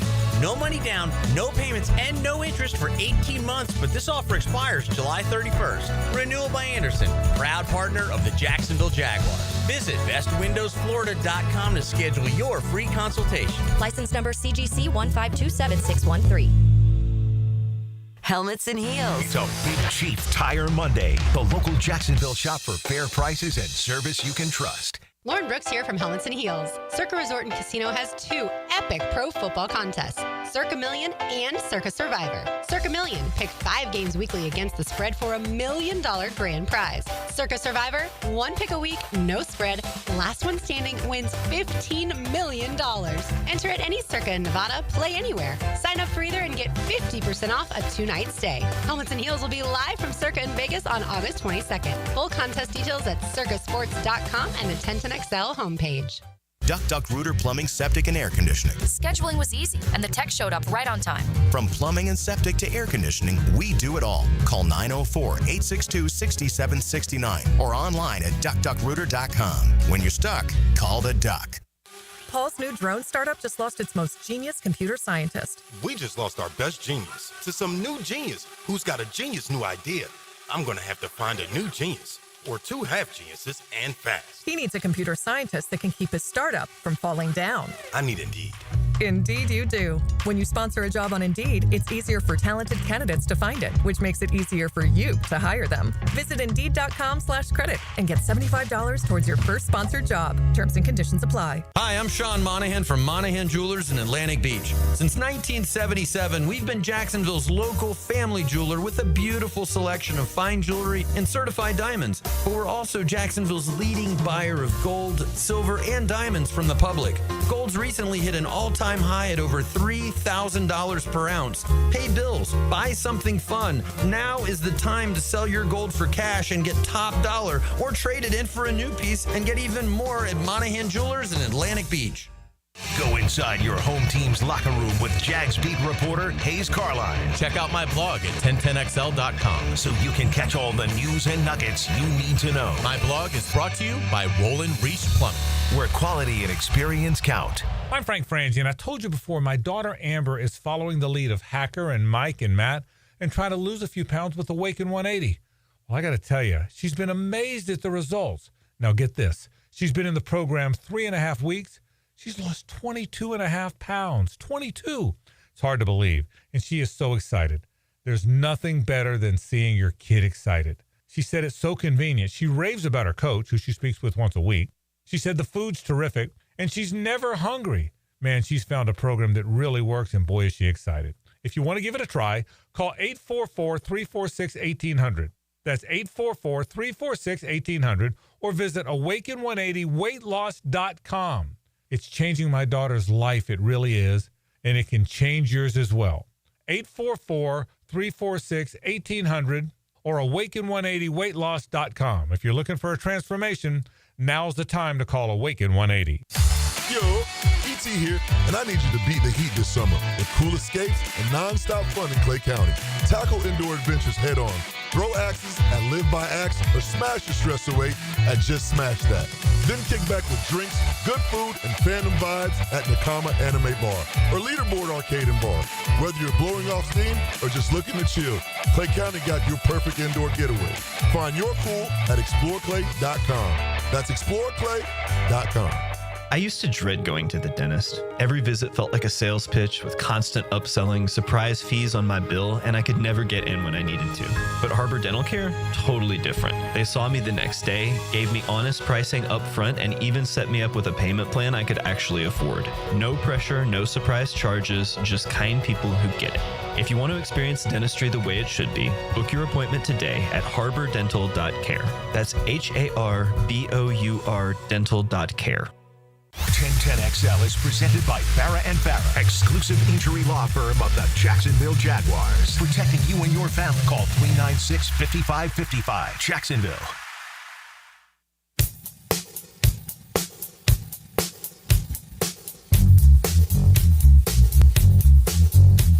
It's a Big Chief Tire Monday here on Helmets and Heels. You can find them online at WeKeepJacksRollin.com. Our friends, the Parman family, they have had that place for over 60 years, and they do such a great job. Treat their employees right, and their employees will treat your car just like it's theirs. They have thousands of 5-star reviews because they do such a great job.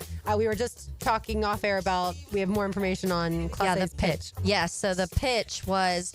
There was a bet made that the first pitch of the second inning would be a ball, and he wild pitched it into the dirt 5 feet outside so it couldn't be fouled off. Don't make it obvious. I don't know.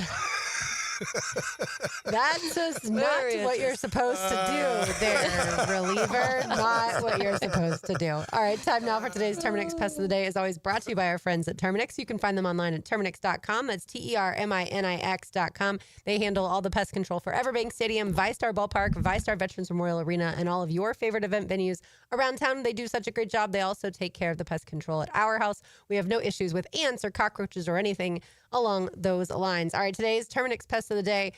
This goes out to everybody who was trash talking Deion Sanders over the last few months, saying that he wasn't going to coach it again. His heart's not in it now that his son Shiloh is gone, and certainly Travis Hunter's gone, that Deion's just never going to want to coach college football again. As it turns out, Deion was battling bladder cancer. They found a tumor on his bladder. He has since had it removed. He is doing much better, but he did battle it. Certainly, it was a hard-fought battle there. He lost 25 pounds. He said Randy Moss did call him every day. But I just want to say, sometimes you don't know what people are going through. And so before you judge them or you say, I guess, mean or negative things about them, make sure that you know more if there's more to the story, make sure you look into that. But yeah, I'm at least glad on the other side of things that Deion Sanders is going to be able to coach this year. Because look, if you're a Colorado football fan, I mean, life doesn't get better than what you had last year other than winning the national championship. Your team he's certainly turned your team around, and you had the Heisman Trophy winner in all of college football. You'd like to get more wins than what they had 8 last year, but still it's exciting whenever Deion's the coach.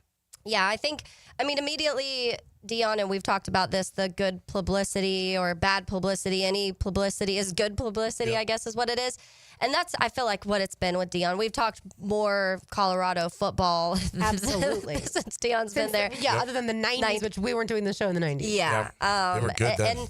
So you bring that, if anything. And granted, you did have a son, Shador, who slipped, yes, but you're talking about him and Travis Hunter so much this last year, and you're talking about, Deion just brings that. And if you can bring anything to a program, I remember we had somebody on, I want to say it was the summer last year at some point. We had someone on from Colorado, and we were just talking about how that's been, just navigating the new of everybody wanting to talk about Colorado football because of the stars on the team, obviously like a Travis Hunter, but also because of Deion. And that's pretty much what they said. Like, we never, it was a lady that reported, I wish I could remember her name right now, but she was like, I, in all the years that I've worked here, have never had this many phone calls of people wanting me to talk on their show about Colorado football. So that right there alone, Deion opens up opportunities for other kids. Also, we talk about the other kids on the team too, that are now, people are watching the games because yes, Deion is getting people to watch because he talks and you want to see what's going on. But then next thing you know, you're watching other players and you're watching some of these younger stars possibly and hopefully be developed and start to stand out. Yeah, no, I love Deion. I love everything about him, and I think he's great for college football.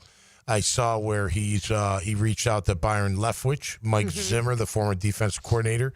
It got me to thinking, look what Bill Belichick just said about North Carolina. This is a pro program. We're running it like a professional program, and with the way NIL is going, you might as well, to a certain degree. You got to wonder, more colleges going to think like that. Not that you have to have a Belichick or Deion Sanders, but maybe running it kind of more like a professional sports organization. Like Bill O'Brien, is another one. Yeah, Bill O'Brien, I was about to say, do you think we see more of that? More of maybe the college coaches that don't work out as a head coach, stay coordinator, maybe wanting to coach college because it is similar now in that aspect. Yeah, the problem is I know a lot of them don't like, we've already been ad nauseum, just the switching, like that. Yeah, the portal leaving. In and out, and they don't want to deal with that. But look, I think what Deion's brought to Colorado that made him relevant again. They were phenomenal in the early 90s. They were incredible defense and offense under McCartney. But yeah, since then you barely heard of them, Nebraska used to be Matt. You just talked about 1995. Now they're like, man, they're one of the. I don't even hear about them anymore. You know what I mean? Yeah. Might be trimming the fat in my youth conferences that I've written down. Maybe Tommy did start a whole new. I got a whole new football. Yeah, I got it. He talked about it at camp today. He's like 3 conferences. He's and Hayes Caroline's just like, okay. Yeah. I got it all down. I trimmed the fat on every conference. Let's just say that. And you know what I thought of too while I was doing it? The fat. I will leave the names nameless right now, but they'd make a heck of a league. You know what I mean? Now it's not, the elite of the elite, but it's still some pretty darn good football. They could have their own league. The ones you trimmed? Yeah. Oh. They wouldn't be the ones getting beat up by the big teams. Yeah. They'd be winning more. They'd be the big dogs now in their own little league. But with a lot of competition. Yeah. So it wouldn't just be, just a handful of them. So I don't anyway. think that we'll ever see like an FCS, FBS type of thing, like where you have Division I, Division II basically, and have the Division II still be successful. Like we have Division II and Division III football right now. And I don't think it's revenue-wise nearly as successful, obviously, as the other ones. Yeah. And it's not. Well, no, and that's for what sure. I guess it would matter too. Like we would have to hear Tommy's plan of the teams he's trimming, because what it seems like some of those teams trimming have a lot of money though. So that is the difference, is you're already taking teams that have, but do they keep that money if they are now the Division II or however you wanted to label it? So it's hard to imagine, but I don't know. It was hard to imagine 20 years ago that college football would look like it does right now. Yeah, and I'm just throwing it out there. But at the same time, it would be better football than 1AA. It would be better football than Division II, because those teams are better than those teams right now. They would just have their own league, and they wouldn't be in the way like of AAA, AA. Yeah, listen, I don't know. Maybe it is. Maybe it's even more of a type of feeder. You leave thing. my college football alone the way it is, okay? Don't worry, Florida's in the elite. You don't have to worry about it. They're not the actually. Yes, and I went through, and most of it I did look up some stats, but not a ton. Most of it was just gut, like you don't really need them. You don't really need them. I went to the SEC, and Vandy was Tony Smith, but Vandy was the only one. I was like, you can send them out. Diego Pavia would have words for you. Yeah, yeah. I think college football is so cyclical that creating a conference based off of how teams are right now is tricky, right? Because you have... But Vandy's never good. Like, you don't need Vandy. It's like Temple. What they do with Temple? Alabama last year. What they do with Temple? Correct. Temple used to be in the Big East. Temple used to be a Division I, and they sent them down the road. You would almost have to do it to where, like, okay, if you were dead last in Division I, whatever we're naming it, Division A. If you're dead last that year, you get demoted to relegated. You get relegated down, and the winner of that other league the previous year gets bounced. European soccer. We'll just mix it up, man, with all these different conferences. I'll review your plan for college football and your 3 conferences and the teams within, and then I'll let you know if I approve it or if I do not. Because I do think like we talked about Arizona State. Arizona State made the college football playoff. They had been down for so long, despite the fact that they had Jaden Daniels at quarterback, Ricky Pearsall at wide receiver, and Johnny Wilson, who, by the way, at wide receiver. But that's neither here nor there. So Arizona State has made this bounce back. So to me, that's why I don't like the idea of leaving teams behind, so to speak, to create new conferences. They're in mine. I'm just saying. Arizona State. You don't have to worry about Arizona State. I'll review it. All right, more from Liam Coen, and also let you hear from Robert Hainsey in our last segment. You are listening to Helmets and Heels on a Big Chief Tire Monday on 1010X on 82.5 FM. Go full throttle for a photo finish. Off the corner, to the line, the checkered flag is waving. Sunday at Iowa Speedway. He's gonna do it! NASCAR is tuned up by Maxie's Mechanics on Jacksonville's NASCAR station, 1010XL. Big number 1 Duval Ford is trusted by Duval families, Duval businesses, and law enforcement across Florida. We're Jacksonville's largest Ford dealer by new Ford sales, with the biggest service facility to keep everything in your driveway and in your fleet on the road. Shop Big number 1 Duval Ford on Cassett Avenue for our low prices and nationally recognized service-first experience. Big number 1 Duval Ford, proudly serving North Florida since 1916. Frank Frangie here for South State Bank. South State has helped our businesses and charity grow and thrive. Whether you're expanding your operations, managing cash flow, or planning for the future, South State Bank offers forward-thinking, tailored solutions to meet your unique business needs. With expert guidance and best-in-class service, South State is here to help you move your business forward. Visit southstatebank.com or stop by your local branch today. Let South State become your partner in taking your business to the next level. That's South State Bank, member FDIC. It's a Big Chief Tire Monday on Helmets and Heels. Hi, it's Frank Frangie. You hear my buddies Dan and Jeff talk about that great food at Daly's Dash all the time. Jeff loves that Duval and Dan loves the Boss. And they're right, both are terrific. But I can tell you they have so many excellent options at Daly's Dash. Salads and flatbreads and tacos and quesadillas, you name it. And of course, those fantastic subs and sandwiches. I just had the Italian sub. It is so good. The thing is, Daly's Dash is really committed to their food and committed to making it perfect for you. Everything is fresh, made to order every time. And there's so many Daly's locations in town, no matter where you are, there's one near you. I love to pop in and grab a sub at lunch, or maybe after a round of golf, or maybe even after calling one of those Jags games. There's never a bad time to stop into Daly's Dash and grab that great, great food.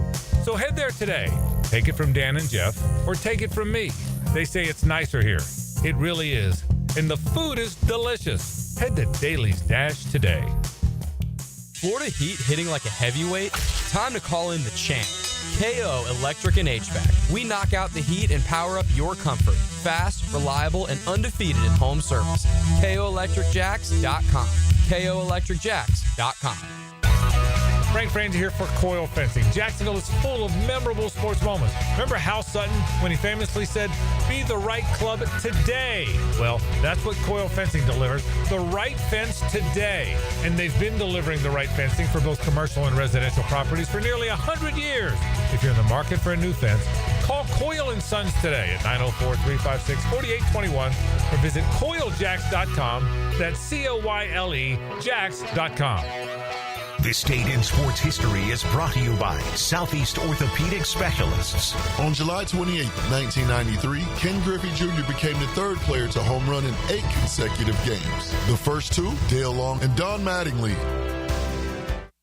DivorceMenOnly.com. This is Kenny Lay of Kenny Lay & Associates. Our firm specializes in representing men in family law. That's all we do. That's our only focus. We can help with all of your family law needs, such as divorce, custody, alimony, and child support. For over a decade, we have helped thousands of men with these types of issues. We even have an appellate division ready to challenge a judge's ruling. If you need a family law attorney, go to DivorceMenOnly.com. DivorceMenOnly.com.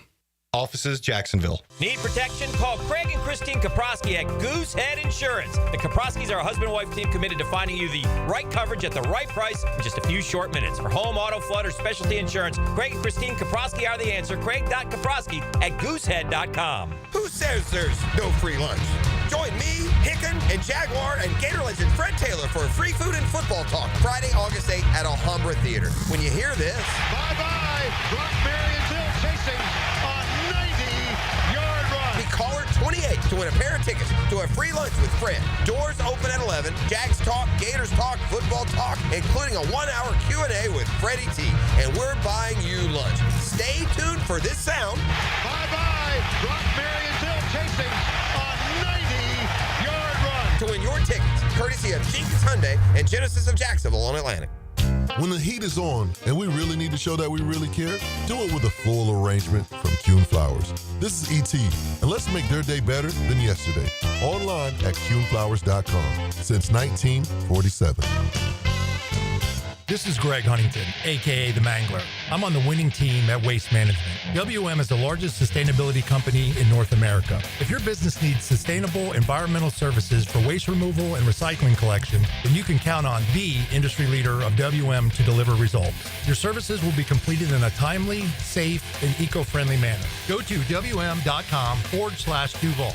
That's WM.com/Duval and get signed up today. If anyone can talk trash, it's The Mangler. Attention skilled electricians. Are you undervalued at your current company? Time to step up to the bigger projects and better opportunities. Join the team at Miller Electric Company, a trusted name in the industry for over 96 years. At Miller, we tackle the biggest projects in the city, offering not just a job, but an experience, top-notch pay, unbeatable benefits, and the best working environments in the business. Please join the team that values your skills and rewards your hard work. Elevate your career to new heights. Apply today at millercareers.com, an equal opportunity employer. 1010XL is presented by Farah & Farah, exclusive injury law firm of the Jacksonville Jaguars. Protecting you and your family. Call 396-5555. Jacksonville. Now, the cool down from the cool guys at Donovan Air Electric and Plumbing. Fast, reliable, and honest service since '87. I'm going to cool down with a couple more comments from Liam Coen. He was asked about Travis Hunter, of course, wide receiver and defensive back on his schedule upcoming. I think what will happen, where he's on offense, he'll go back to defense before our mock game scrimmage, and be able to kind of use that mock as an evaluation to see, all right, what do we need to do now, right? What did it look like in the scrimmage? Do we need to maybe get him more on defense? Or, hey, man, these other guys are, producing and developing, and we can keep with the schedule as is. That'll be kind of not a defining moment, but an evaluation time for us. Like we talked about earlier, for the fans going out, that's going to be really fun to see him change jerseys. Oh, yeah. I mean, even for us, we've seen it a couple times, and it's still exciting because I think there's so much mystery still of how much he's playing on each side and what it's going to look like. And if one of them, it's going to, we talk about the more natural position being corner, but then other people are like, okay, but you need him on offense. And so it's already this big mystery of exactly what it's going to look like. So anytime you get a little glimpse of it at all, you feel like you're getting something, and that's what everybody wants right now is just a little bit of something. Yeah, and every time he's near the ball, it's exciting, and it's fast and it's explosive. Again, I just want to make sure he can handle the rigors of tackling. Really playing corner, because he's going to have to do that. The running around, you can see he can run forever. He doesn't have to tackle if he intercepts every pass. Yeah.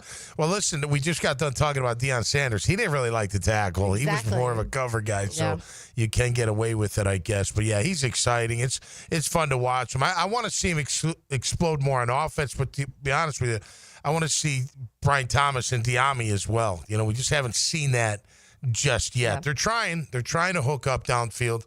But, again, credit to those DBs for having some really good coverage because they've been on it.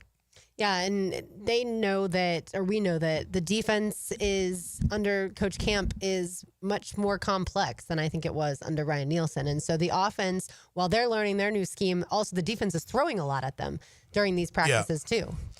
Yeah, let's just make it not too complex because we know what happens when that happens. I think Ryan Nielsen's was almost 2 at times, and that was the problem. And he didn't know how to adjust at all because he thought it was always, we talked about the rotations and everything, and all. How many times are you going to, it shouldn't have to be that difficult to be able to do a job, and it felt like that. So it does feel like, there's probably some new things that they're learning. But for the most part, too, it's guys that have been here, so that's a positive when it comes to the defensive side of the ball. You know, Jordan Lewis being added, and then Agba. But outside of that, it's a lot of guys that have been here already and working together. So at least you have that side.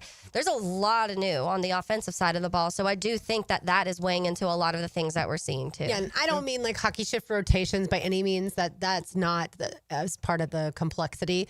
I think it's more just on the field. The defense is surprising the offense with some of the fronts that they're seeing. Yeah. Well, look, again, I think today the offense did a good job. They won the battle early. They did set the tone. You heard Coach Coen saying that early, and I agree with him. I think that team running drill, the O-line came out. Defense against the pass was a little bit better. Look, it's learning a new system on both sides. Like you said, the terminology's different. You got to get used to that. The looks are a little bit different. But they've also had these instilled, in them, installed for a long time. So they should know what they're doing. And I think you didn't see a lot of – the only time I saw the coaches today really get upset was the second team or third team. Something in the huddle didn't go right. They didn't get up to the line of scrimmage quick enough. I think the play clock ended, and they didn't get the ball off. And you could tell Udinski and Coen were both ticked off, and Udinsky yelled, "Hey, it all starts in the huddle," which it does. You might see a little more sense of urgency getting to the line of scrimmage because, you only have so many seconds to get that play call off, and you can't be walking up to the line. You got to run up to the line. So we'll see. I think today was just one of those, like I said, half were in full pads, half were in just uppers, and you're going to see a full day tomorrow, and hopefully they get after it a little bit more. I'm here for the sense of urgency because there were so many moments last year where I felt like every time we were snapping the ball, there's like 1 second left on the clock. And I feel like at that point, then everything had to feel rushed after that. And you could tell. And granted, I know sometimes that's schematical stuff and it's planned, but every single time I was like, why are we getting I don't know if it was late. I don't know if it's miscommunication, but then it would lead to actual miscommunication because nobody was set. Right. And they did move around. There's a legal form. Let's not rehash. I know. It's such a nightmare. But you can tell Liam is, he demands that we got to be precise. He doesn't want sloppy play. You can tell that. So I didn't see that today. They're moving around. Like I said in the beginning, I just wanted to see a little bit more physicality, and hopefully we get to see it tomorrow. I would like 91 out there. Hello, Eric. Please come on out to play. Can Eric come out to play? Not yet. Okay, we're waiting for him. That would be really cool to see him out there. But, he is obviously a longtime vet. He doesn't appear injured. No, he's doing individual he's doing all the individual stuff. He's just not getting out there. Liam said on Friday during that the team. Yeah, it's just they're bringing him along a little slower because he is a veteran. But yes, I thought for sure through the first 5 practices we would see him in some sort of team drills. That has been a very big surprise to me. Think about it. At least two guys I think we're all counting on is Mason Smith and Eric Armstead. They haven't been out there. Correct. And Mason we know has the injury, so that is different. But Eric, but still not out there. But we need those guys out there. I think they make a difference on that interior, that defensive line. So again, the outside guys looked really good today. Inside guys, I didn't think were that impressive. Although in the one-on-ones they did pretty well. Hainsey had trouble with the bull rush, so hopefully he can anchor down. It's all about that leverage too, and it's easier said than done. Trust me, I didn't have to do it, but when you're getting pushed back, you got to drop those hips, put those feet in the ground, and try to extend, and just that'll help you from getting rolled over, if you know what I mean. So I want to see more, physicality from the center position. But overall, pretty good day, I guess. Good to see him in pads. Yeah.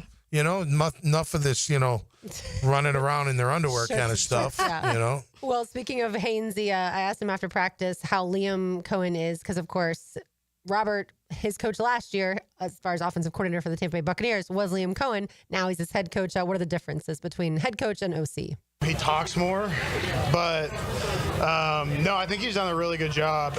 He's the same guy I knew in Tampa, which is awesome.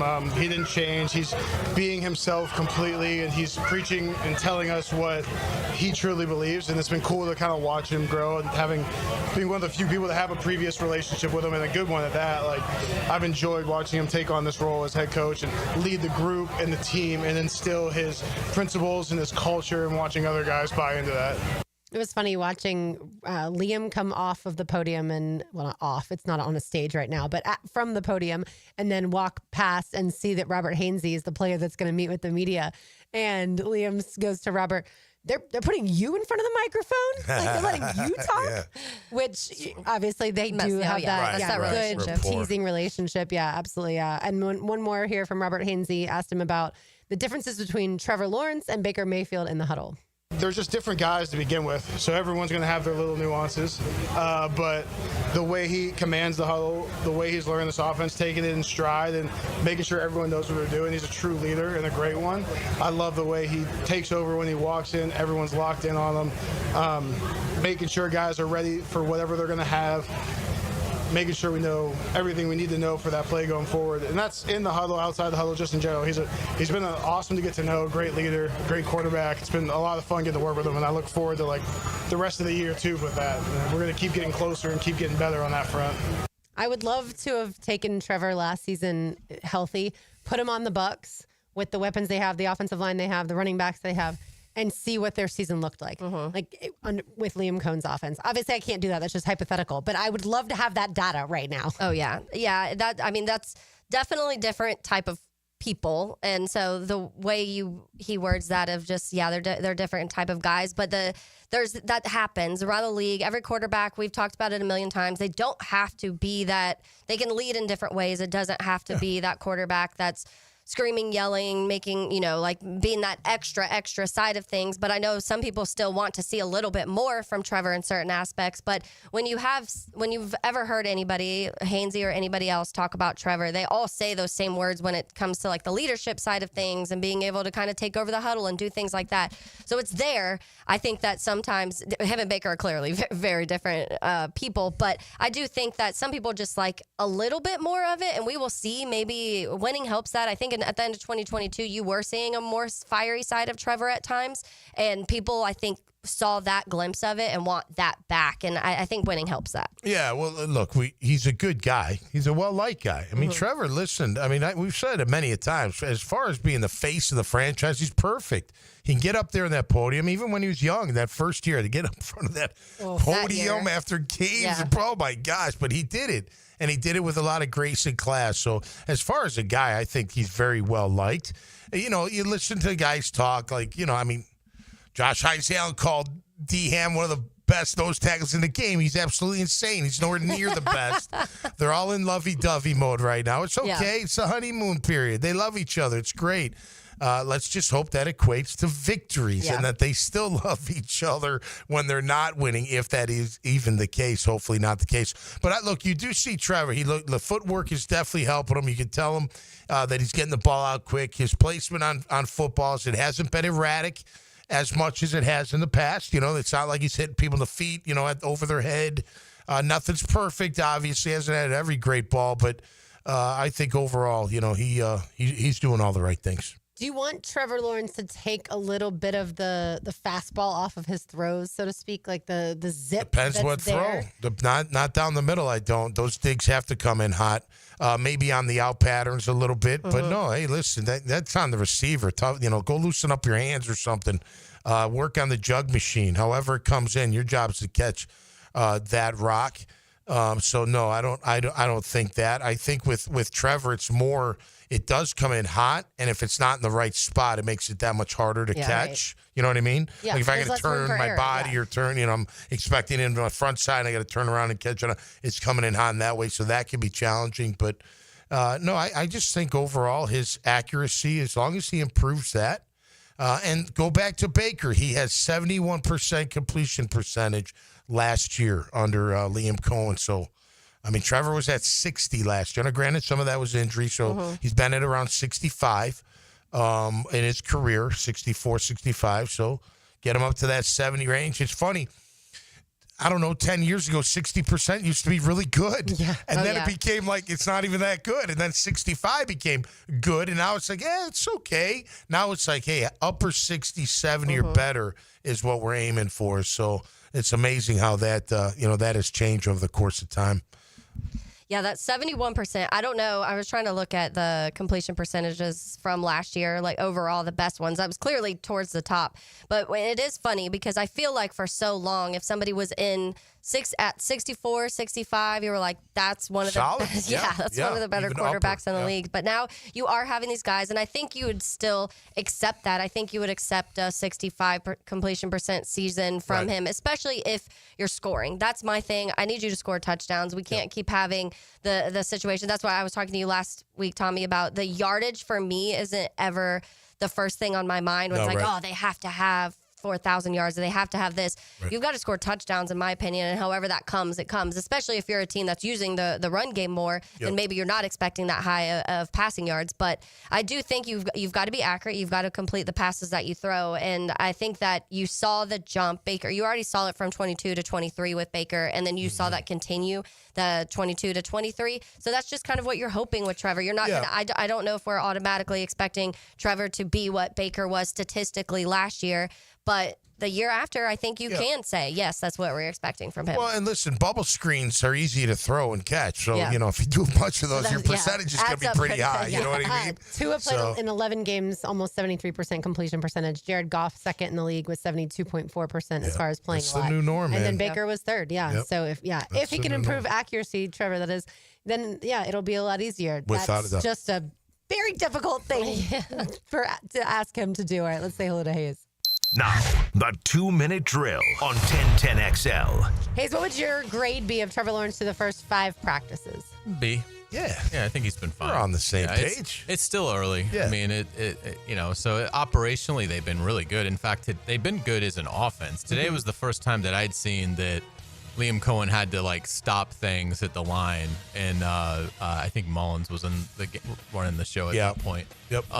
But other than that, no, I think it's been pretty clean, and he's protected the ball. Again, I don't get just don't throw 5 in a practice like Bortles did that time.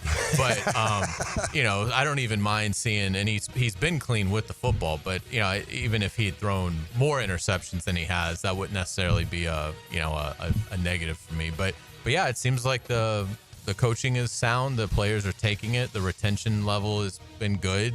Coming out of OTAs in the break and everything. So yeah, I mean, I haven't been dazzled on either side, but I think it's been good on both sides. So yeah, it's a good start. But again, we're 2 chapters into a 30 chapter. What are you thinking about? Why isn't Eric Armstead participating in team drills? What do you think? It's just a veteran Well, thing, he's a veteran. Yeah. It might hurt his feelings if he has to practice. That's what I would guess, is that it's, he's obviously been in the league for a decade. And So has Jordan Lewis, though. Yeah, That's what I was thinking. There's some guys that have been there, but I don't really different get position. it. I guess the optimistic side would be that this is a team that believes that they're going to win the division and be playing meaningful football late. And can Eric Armstead give you 17 games and something in the playoffs? And if you don't believe that he can, and look, I'm sure he's got some input in this as well, then maybe it's a plan of it might be a light workload even into October. Not that he wouldn't be active, but that maybe his snaps won't be as high to try and conserve him for the stretch run. So, but yeah, it's I'm ready to see more. Yeah. And Mason. Yeah, I mean, he's injured, but he's injured. we need Yeah, them but both. but yeah, and so hopefully we'll see that soon. Again, it's still early, just 1 day in pads, and it will be interesting though tomorrow to see, does the team languish? Do you see the energy level drop a little bit, or are the players accountable? And do they come out tomorrow with the same amount of fire, or even maybe more so? And, so again, tomorrow I think will be a big test for the mental toughness of this team. I concur. Who'd you catch up with after practice? I had a chance to catch up with Walker Little today and De'Ami Brown yesterday, and obviously we didn't have a show, so we'll have a couple one-on-ones coming up. But the big news of the day is Ryan O'Halloran is back in town, is the columnist for the Florida Times-Union. Obviously, Gene Fournette retired. So Ryan will join us at 5 o'clock today, so it should be a lot of fun, yeah. I'm looking forward to it. Thank you, Hayes. Thank you. Super excited for Ryan to come back to Jacksonville. Stops in Denver and then in Buffalo as well. He made his little journey. Now he's back home. That's right. Welcome back, Ryan. All right, that'll do it for us today. For Taylor Dahl, for Tom McManus, for RJ Saunders, I'm Lauren Brooks. These heels are made for talking. We will talk to you tomorrow, but don't go anywhere. The Frangie Show with 2